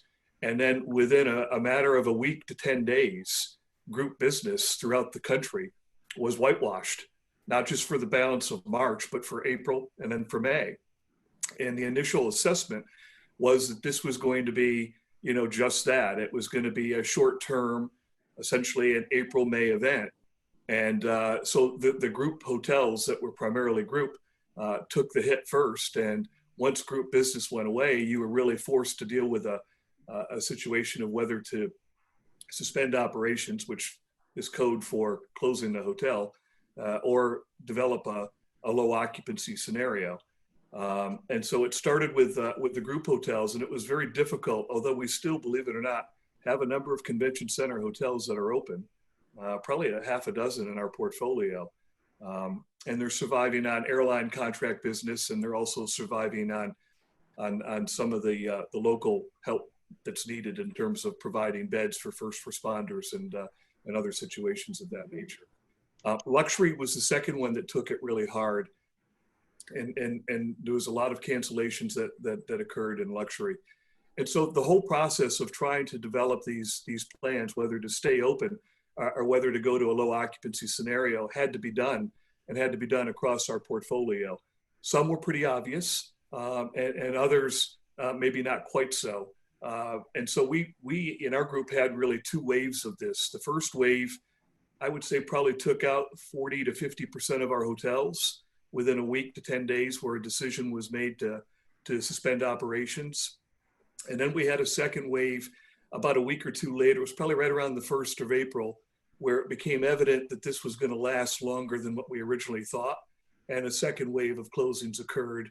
And with that, we probably lost another 20 or 25% of our portfolio to a suspended operations. So it was a 1-2 punch. Well, it's been interesting to see the visibility change, even over as a matter of days, not just weeks, but days. You know, in the beginning, we thought things would be a lot different than they turned out to be. Matt, what were those waves like for the hotels that you work with? Well, it was interesting. It was, and waves is the perfect analogy. I mean, you get hammered one out, you just start to come up for air, and, you know, for me, it was, you know, crawl out of the basement and see my family, and then, you know, the phone rings and the next wave hits. But the first wave really centered around the closure, right? Like, and a lot of analysis. What's the break point? I don't want to call it the break even point, but what was the break point? What occupancy do you hit where it's more profitable to be closed than open? And a lot of it was really hard as a third party asset manager.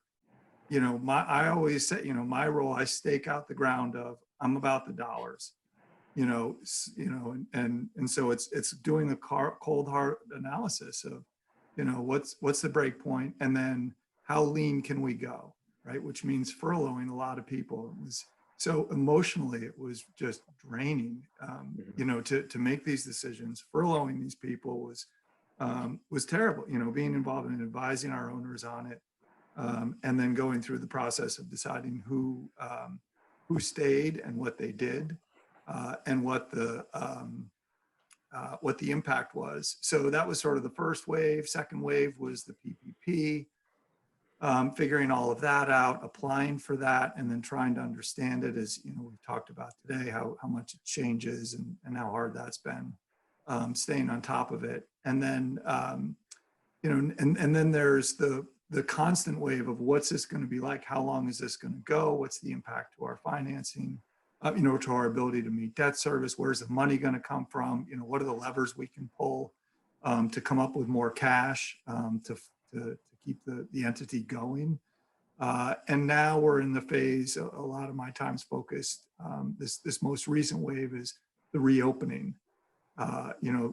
When do you reopen these properties that have been closed, and what's that, how do you make the decision, and what's it going to look like after we open? And I want to talk about that. Before we do, you mentioned money, and we've talked about that. Other panels have touched on that, and gotten pretty in depth on some of those topics earlier this afternoon. So I do want to touch on that a little bit before we move on to what reopening looks like. So other panelists talked a little bit about financing and liquidity.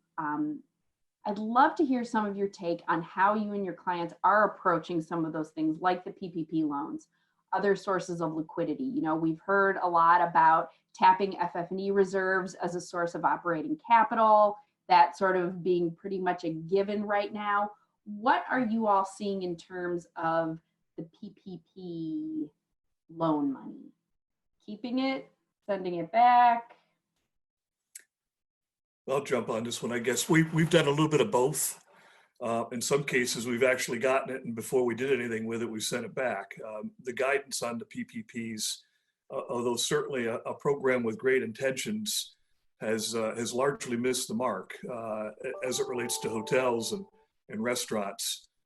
In many jurisdictions, we can't really even open hotels. So to have PPP money at this stage of the recovery is just too premature.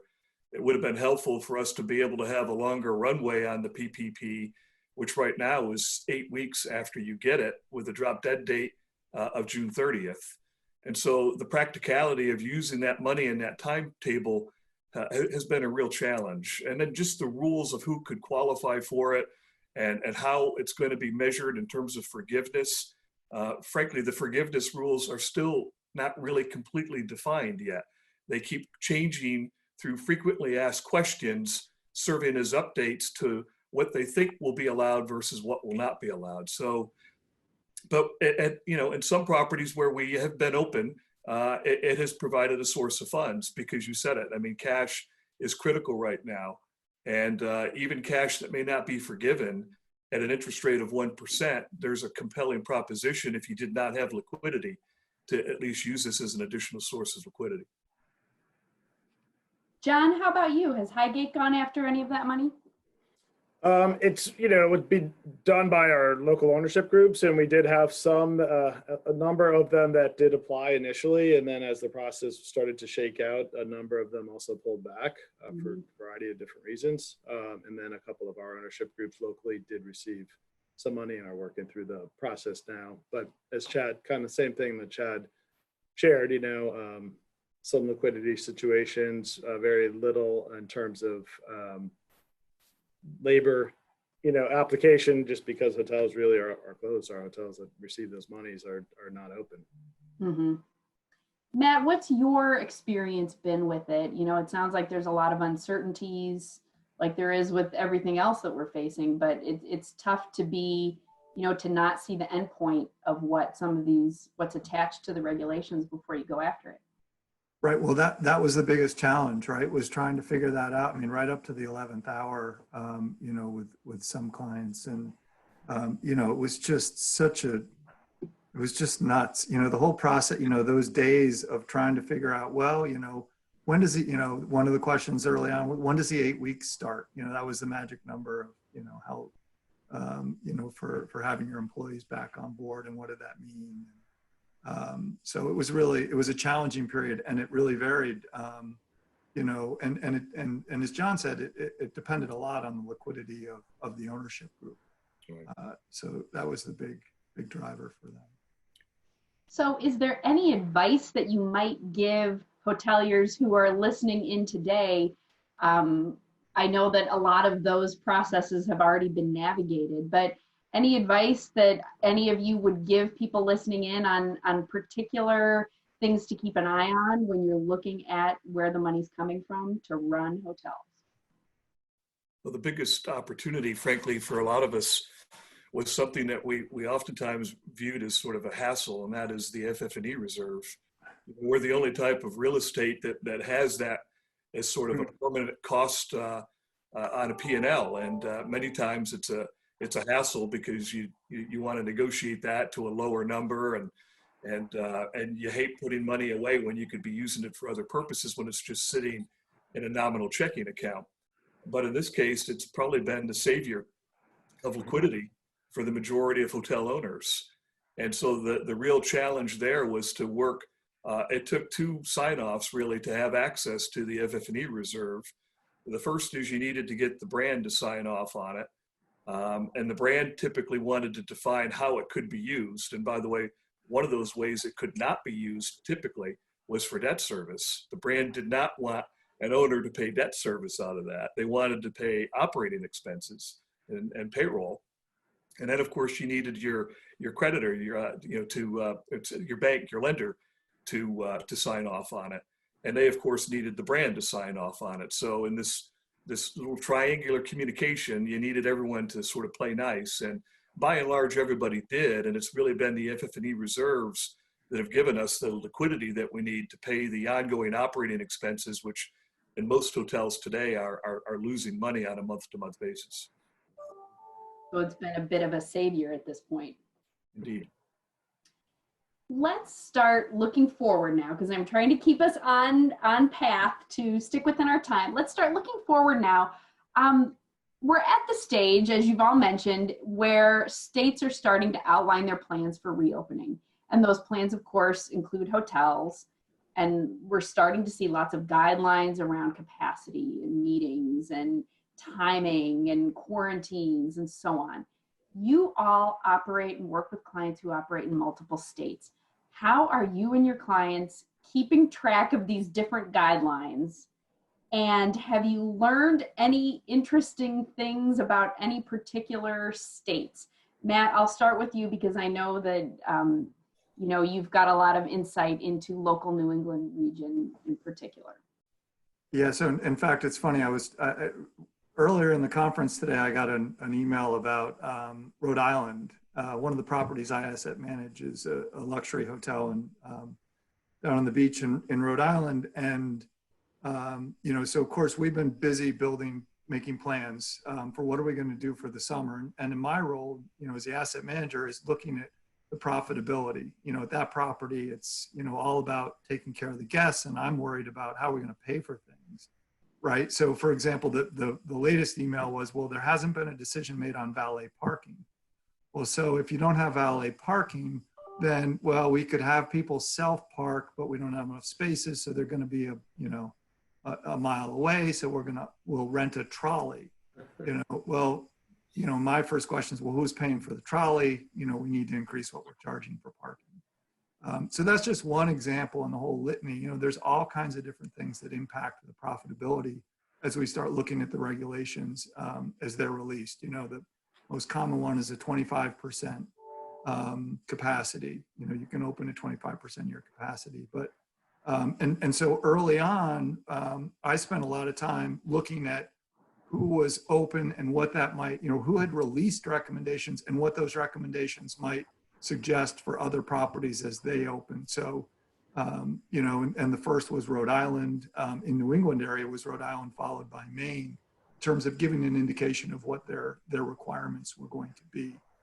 And it's a lot of work to then put together the plan of how are you going to deliver the services and how do your services change with those. And, I think someone earlier today was talking about how difficult it's going to be in Maine this season.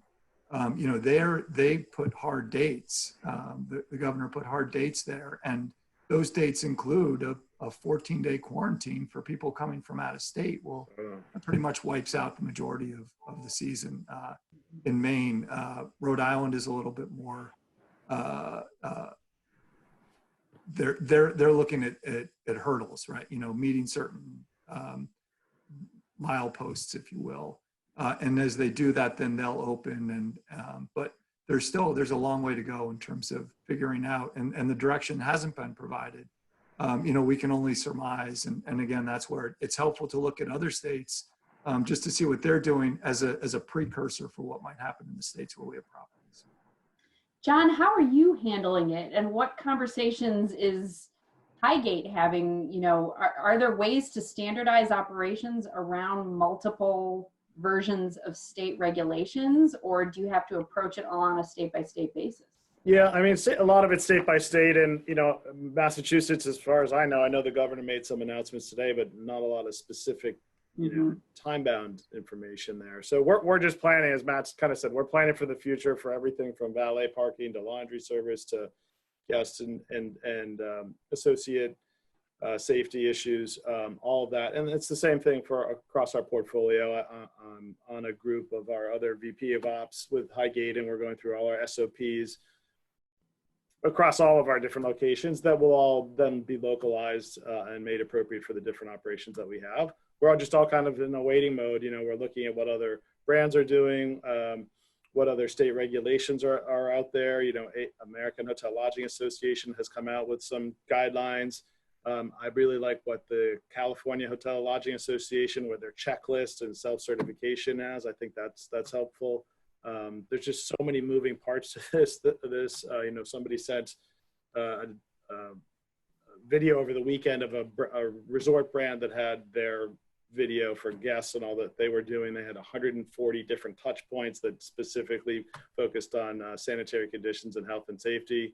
There's a lot of different aspects to this whole thing. So we're planning, and as soon as we get specific information, then we'll roll out our plans. Again, at Park Plaza, we're open, so we're testing some of the things. We have our staff is wearing face masks and gloves, and we have a divider at the front desk and at our grab and go, and we're already playing around with some of those kinds of things, getting some guest feedback.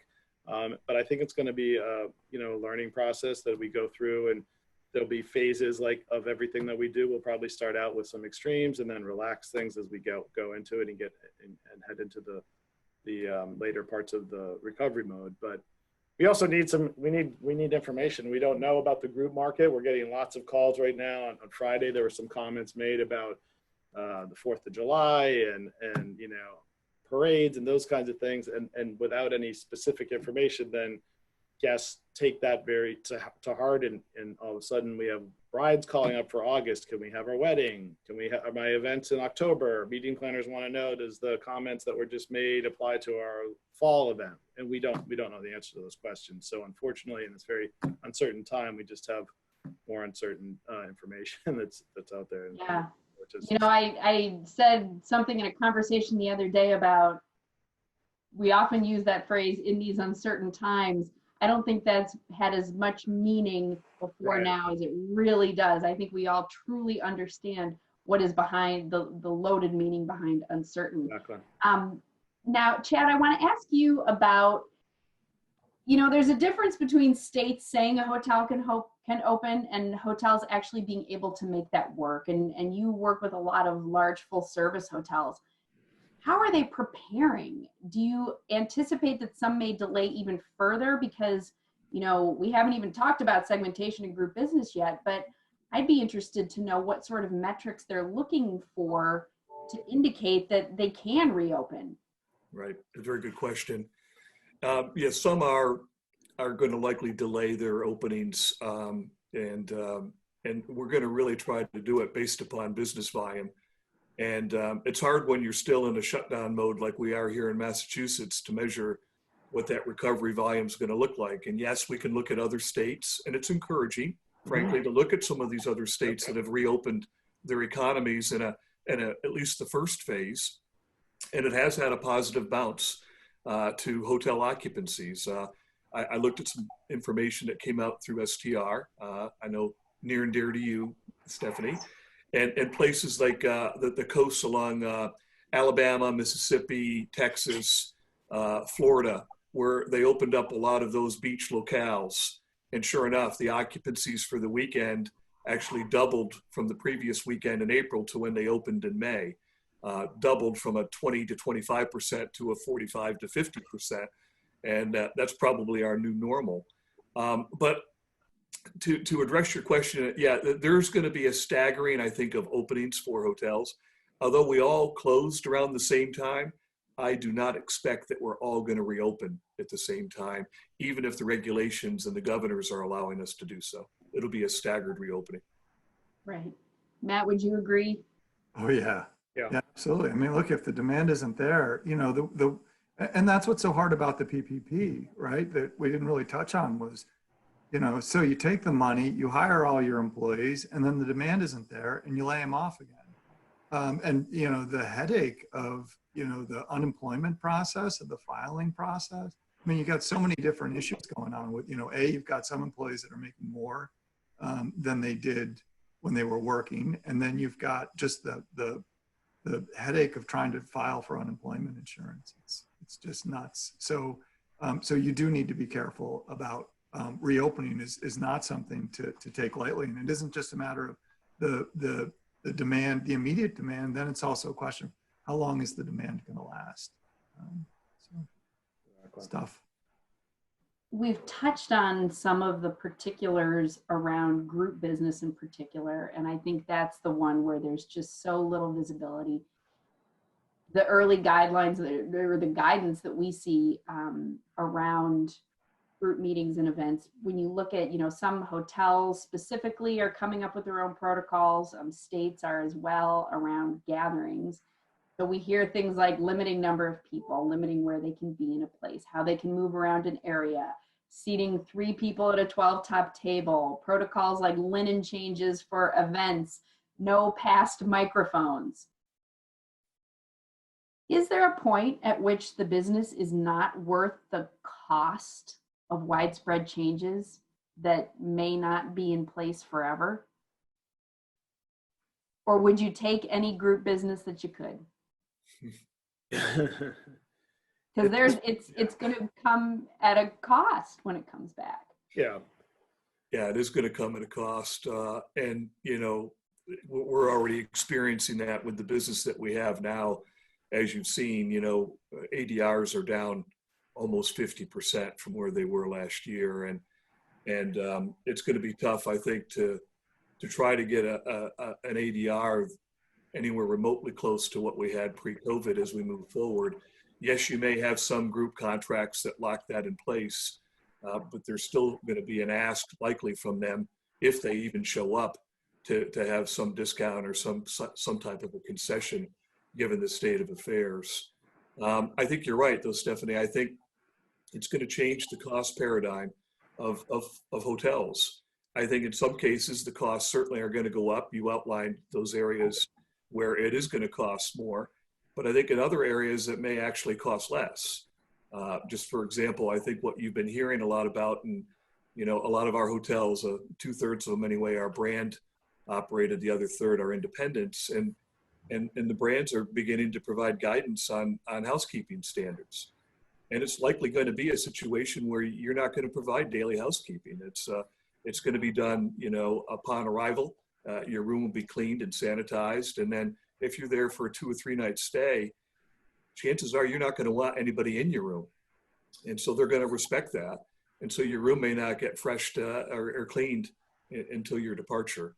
And so there could be some cost savings associated with that.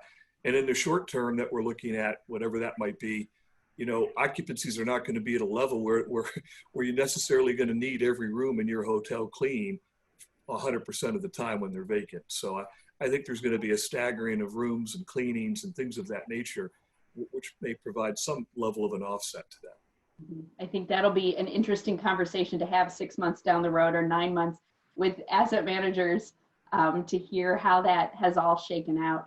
Jon, I saw it looked like you were maybe interested in chiming in on this one. How are you handling these types of accommodating these types of restrictions around group?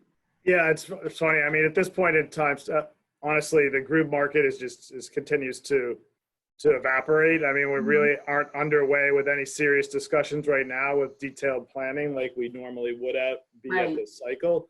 Our sales team is in the canceling and rebooking mode, and we're actually having some great successes in the rebooking mode. And honestly, those types of conversations, to the best of my knowledge, are not hot topics for it. It's more about moving availability, dates, securing space, those kinds of things, which I think is encouraging.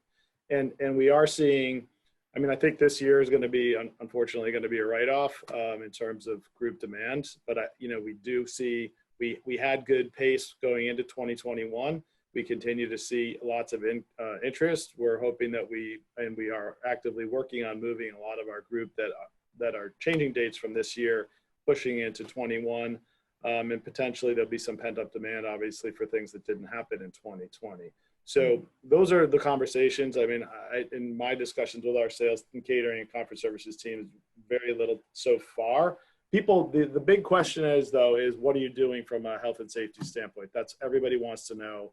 What's your one pager? What are you doing different post-COVID that from what you were doing before? And which is important. And I think, that we're all going to be doing the same thing. There's going to be the list of whether it's 140 things or 10 to 15 top things. We'll all be doing the same thing. I don't think anyone will have a huge advantage. I think it'll be a cost of doing business and a point of entry into all of our business segments. But other than having your one pager, that's really what the meeting planners are looking for now, and then getting dates and focused on the future, from what I can tell. Right. So on the flip side of group, obviously, forecasts right now are calling for that leisure transient business to be the first back in hotels. And data is showing a few tiny bumps in that direction, which I'm sure you all look at with good anticipation.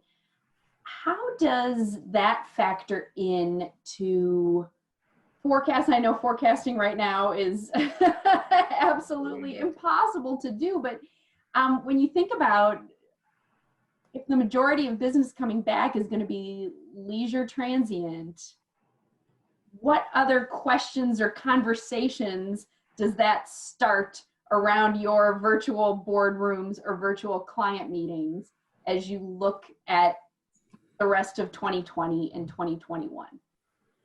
Matt, anything on this? Well, I think it's a matter of looking at the attractions, for example, right? So we've got a property in Orlando. So, we're just dying for Disney to make a decision, Universal, what are they going to do? When are they going to reopen? What's the volume going to look like there? We've got a property in the Berkshires at Williams College, and, one of their, so out there, we're looking at when are the museums going to reopen? What are those are the indicators. And then looking further, that's part of the reopening. And then when you look further down the line, when are the big event weekends likely to happen, and what did demand look like historically, and how much of that was transient versus group? It's really important looking at the mix, bringing it back to mix and group, Boston is so hard to figure out because now you've got these big boxes open that, that in the fall would have been full with conventions and large groups. And now they're fighting for the same transient as everybody else. And so what does that mean then, on a property by property basis? So it's really challenging, trying to read the tea leaves and figure out where to go is tough. And I think we're going to just sort of feel our way through it. Yep, that's definitely a theme that, like we say, you get a little bit more clarity every day that passes. And you can only know as much as you know right at this moment. So I know we are coming up on the end of our time, and we've got a couple questions in the queue, but I want to ask you all one other ops related question that is on a lot of people's minds. So F&B, restaurants and F&B services have been a big topic as we look at what may stay and what may go in a post-pandemic hotel world. They all have their own protocols for returns to service. I hate to ask for you to look in the crystal ball of where you see F&B in terms of profitability or contribution over even the next year, because it will be very different. But maybe instead talk about some of the conversations that you're having with your teams about how you think F&B may change permanently. You know, there's been a lot of talk about, well, maybe room service has been hanging on for too long and this might kick it to the curb and we go just to grab and go. Any conversations that you're having that may signify long-term change in the F&B front, Chad? Well, you touched on one, and room service is one that it's been a struggle really for many years, especially in urban locations where you're trying to do it 24 hours a day, 7 days a week. I think food and beverage, at least for restaurants in a hotel that does not have a destination restaurant for which it has a reputation with locals, is going to be hard pressed to open. I mean, I think you're going to be really dealing with limited food and beverage, at least through the summer, and then you'll take it by occupancy levels when you get into the fall. So I think the grab and go is going to be here, and I think it's going to be here for a while. And I just think opening in a lot of these restaurants, which even pre-COVID, were losing money, it's going to be very difficult to have any aspect of your operation open that is losing money when you're trying to, at this point, generate cash flow to cover your other operating expenses, which are generating positive cash flow. And then eventually we're going to have to figure out how to pay debt service, because right now and for the foreseeable future, no one's going to be able to do that. Mm-hmm. So I think food and beverage is just an uncharted territory again, and I think it's going to be very limited. And I think the first thing that will come back will be some form of banquet and catering, but you know that's got to be figured out social distancing wise and also execution in terms of delivery. Mm-hmm. Buffets are gone. We're going to take that as a quote. And I hate to cut us off because we're running out of time. We could talk about this for hours and hours, but before I throw to Leora for some questions, I want to ask each of you to weigh in on a closing question so that we can, you know, we've talked a lot about what the uncertainty is and what some of the variables that there isn't visibility for. I'd like to ask you each to just very briefly give me an answer to the question of what are you excited about coming out of this? What do you think might change a personal or a professional approach that you take to business as a result of going through what we're in the middle of, obviously not out of right now? John, why don't you start on this one? Great. I think it's going to allow us to refocus on just kind of the basics. You know, we run a large hotel, 90% occupancy. You're going 100 miles an hour. I always talk about how busy we are in our daily lives in a fully occupied hotel. I think this is kind of breaking this down to the basics. We're going to take a new and re-energized look at our operation, how we're set up, our customers, our segmentation, what are their needs. And I don't know that we know their needs. I mean, I just read an article today. We talk about in-room dining and somebody said in-room dining's dead. I just read an article today that said, obviously everyone's going to be using in-room dining more because they're not going to want to sit in the hotel restaurant. They're going to be up in the room. We've had the same debate about valet parking. Somebody said, no one's going to use valet parking because they don't want anybody in their car. The next guy says, absolutely, people are going to be using valet parking because they're not going to want to go down the street and go through a public garage and park their own car and touch all those different services. So I think we just don't know. And I think we're going to relearn a lot about our business, which I think, I mean, if there is some interesting aspect to this whole thing is that we will be going some back to the basics learning and maybe make us better operators in the long run. That's a great point. Matt, any final thoughts on what you might anticipate as a positive change? Well, I mean, you know, one of the things that I like about where we are personally is now looking at, you know, is the challenge, right? Trying to figure out where do we go from here, and really taking a hard look at everything. You know, as Chad said, you know, our clients need to be able to make debt service, right? We need to keep the entity going, so everything is on the table, and that's refreshing, right? You know, we really have to take a hard look at everything. So, Chad, any final thoughts? Yeah, I think it just in the words of you know, just talking about reopening a hotel, that says it all. We rarely ever have a chance to do it a second time around. Well, we got a second time around. And let's see if we could do it better than the first time. So that's the goal. Leora, I'm going to throw it back to you. If we have time for questions, I will leave that up to you, but thank you to the panelists. Thank you. Thank you, Stephanie. And panelists, stick around. There are a couple questions that I do want us to just continue the conversation briefly on behalf of folks who are attending and who wrote into the chat. Here's one question. How are our panelists handling force majeure clauses when force majeure might not be an option for clients who had to cancel their events or future 2020 conferences? Anybody had to deal with that yet? well, that actually just came up for me today. You know, I've got one property that was in Florida that was excited because they,